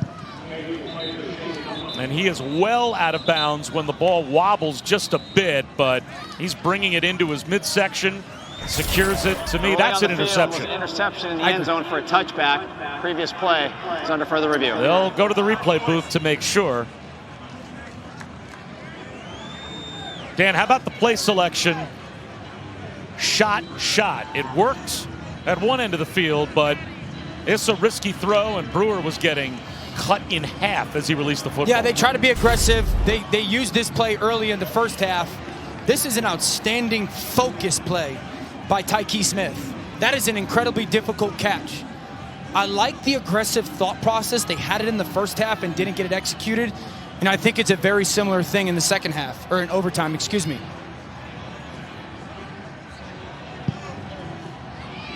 Well, college football, it's only 1 foot in, so he is clearly in bounds when he makes that pick. The only thing they would be looking at here is, does he secure the football to the ground? And it certainly looks like he did that as well. So I would think this would be a pick for Tyke Smith.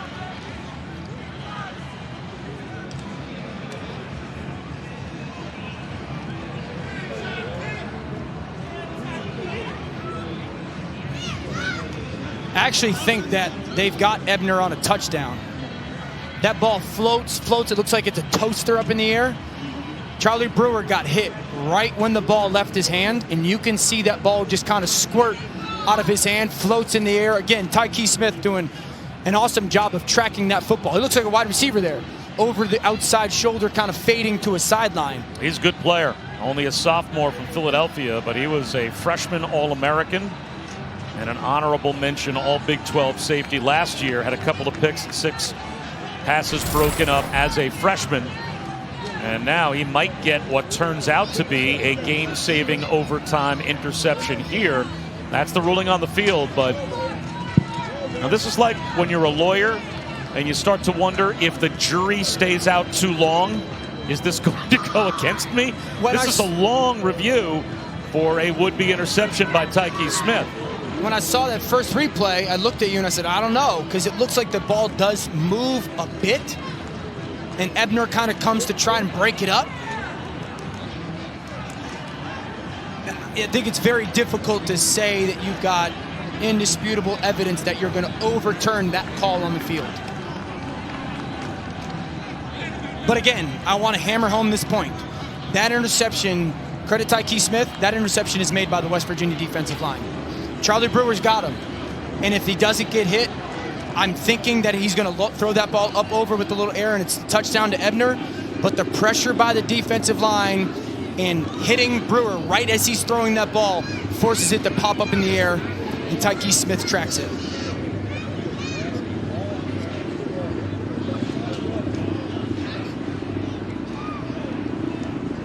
After review, the ruling on the field stands. Interception, first down, West Virginia. That's the right call. So West Virginia now, you start in field goal range in overtime. So is this just about putting the ball between the hash marks and setting up your kicker where he is most comfortable, or are you still being kind of aggressive, trying to get this ball down to maybe extra point range if you can and making it a chip shot? No, my number one goal is no negative plays. So this first down, I'm definitely running the football and just seeing what happens for my second down call, but I'm committed to running the ball on this drive. Instead it's Daikie on play action, and that's a pseudo running play, right? A little pitch and catch to Mike O'Loughlin, the tight end. Very safe passing play in a gain of 8. Yeah, I mean, that's exactly what you do there is you tell Jarrett Daikie, like, listen, if he's not wide open, you become the running back, and you just go get some positive yards. Now, you are in complete safety mode as a play caller. This is about what hash my kicker wants the ball on. We cross-cup it as a runner, make sure that they're going to be punching for the football, and we protect it. And this might be a free one, as way offsides was Jalen Petrie.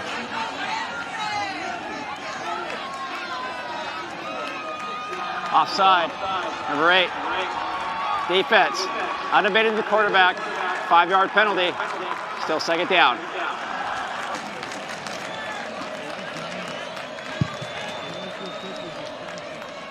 This should be a first down, right? Yeah, it was second down and 2, and the 5-yard penalty will give them a first down. So it should be 1st and 10 at about the 12-yard line. So again, this is just about, hey, where does your kicker like it? Right or left hash?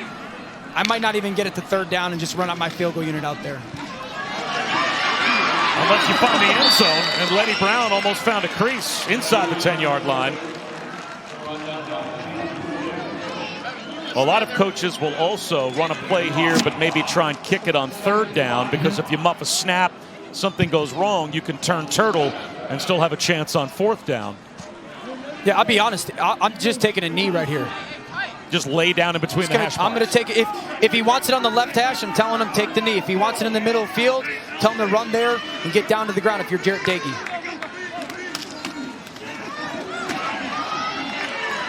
Down to the 3-yard line goes Lenny Brown. Dylan Doyle made the stop. They may leave their offense out there on 3rd down and 1 and not even take the chance if you can run the ball into the end zone and end the game.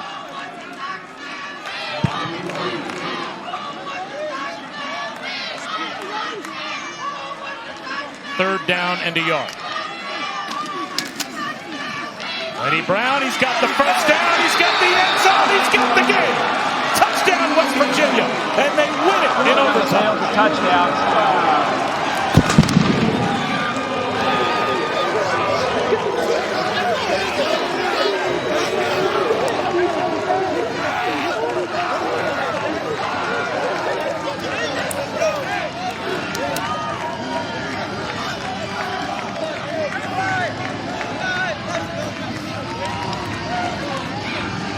Well, why fool with your kick, with your field goal group, Dan, I guess, if your offensive line and your running back could take care of it for you. Yeah, they got dominant there. In that second overtime drive just became dominant. And we're trying to figure out the strategy of the game, and Neil Brown just saying, let's just continue to run the football. Continue to run the football. They fought. It wasn't pretty, but pretty wins are better than ugly losses. Ugly wins better than pretty losses. No question. And West Virginia, they will take it. 27-21 is the final in the second overtime as the Mountaineers survive. After a quick break here on ABC, North Carolina and Boston College underway. Thanks for watching.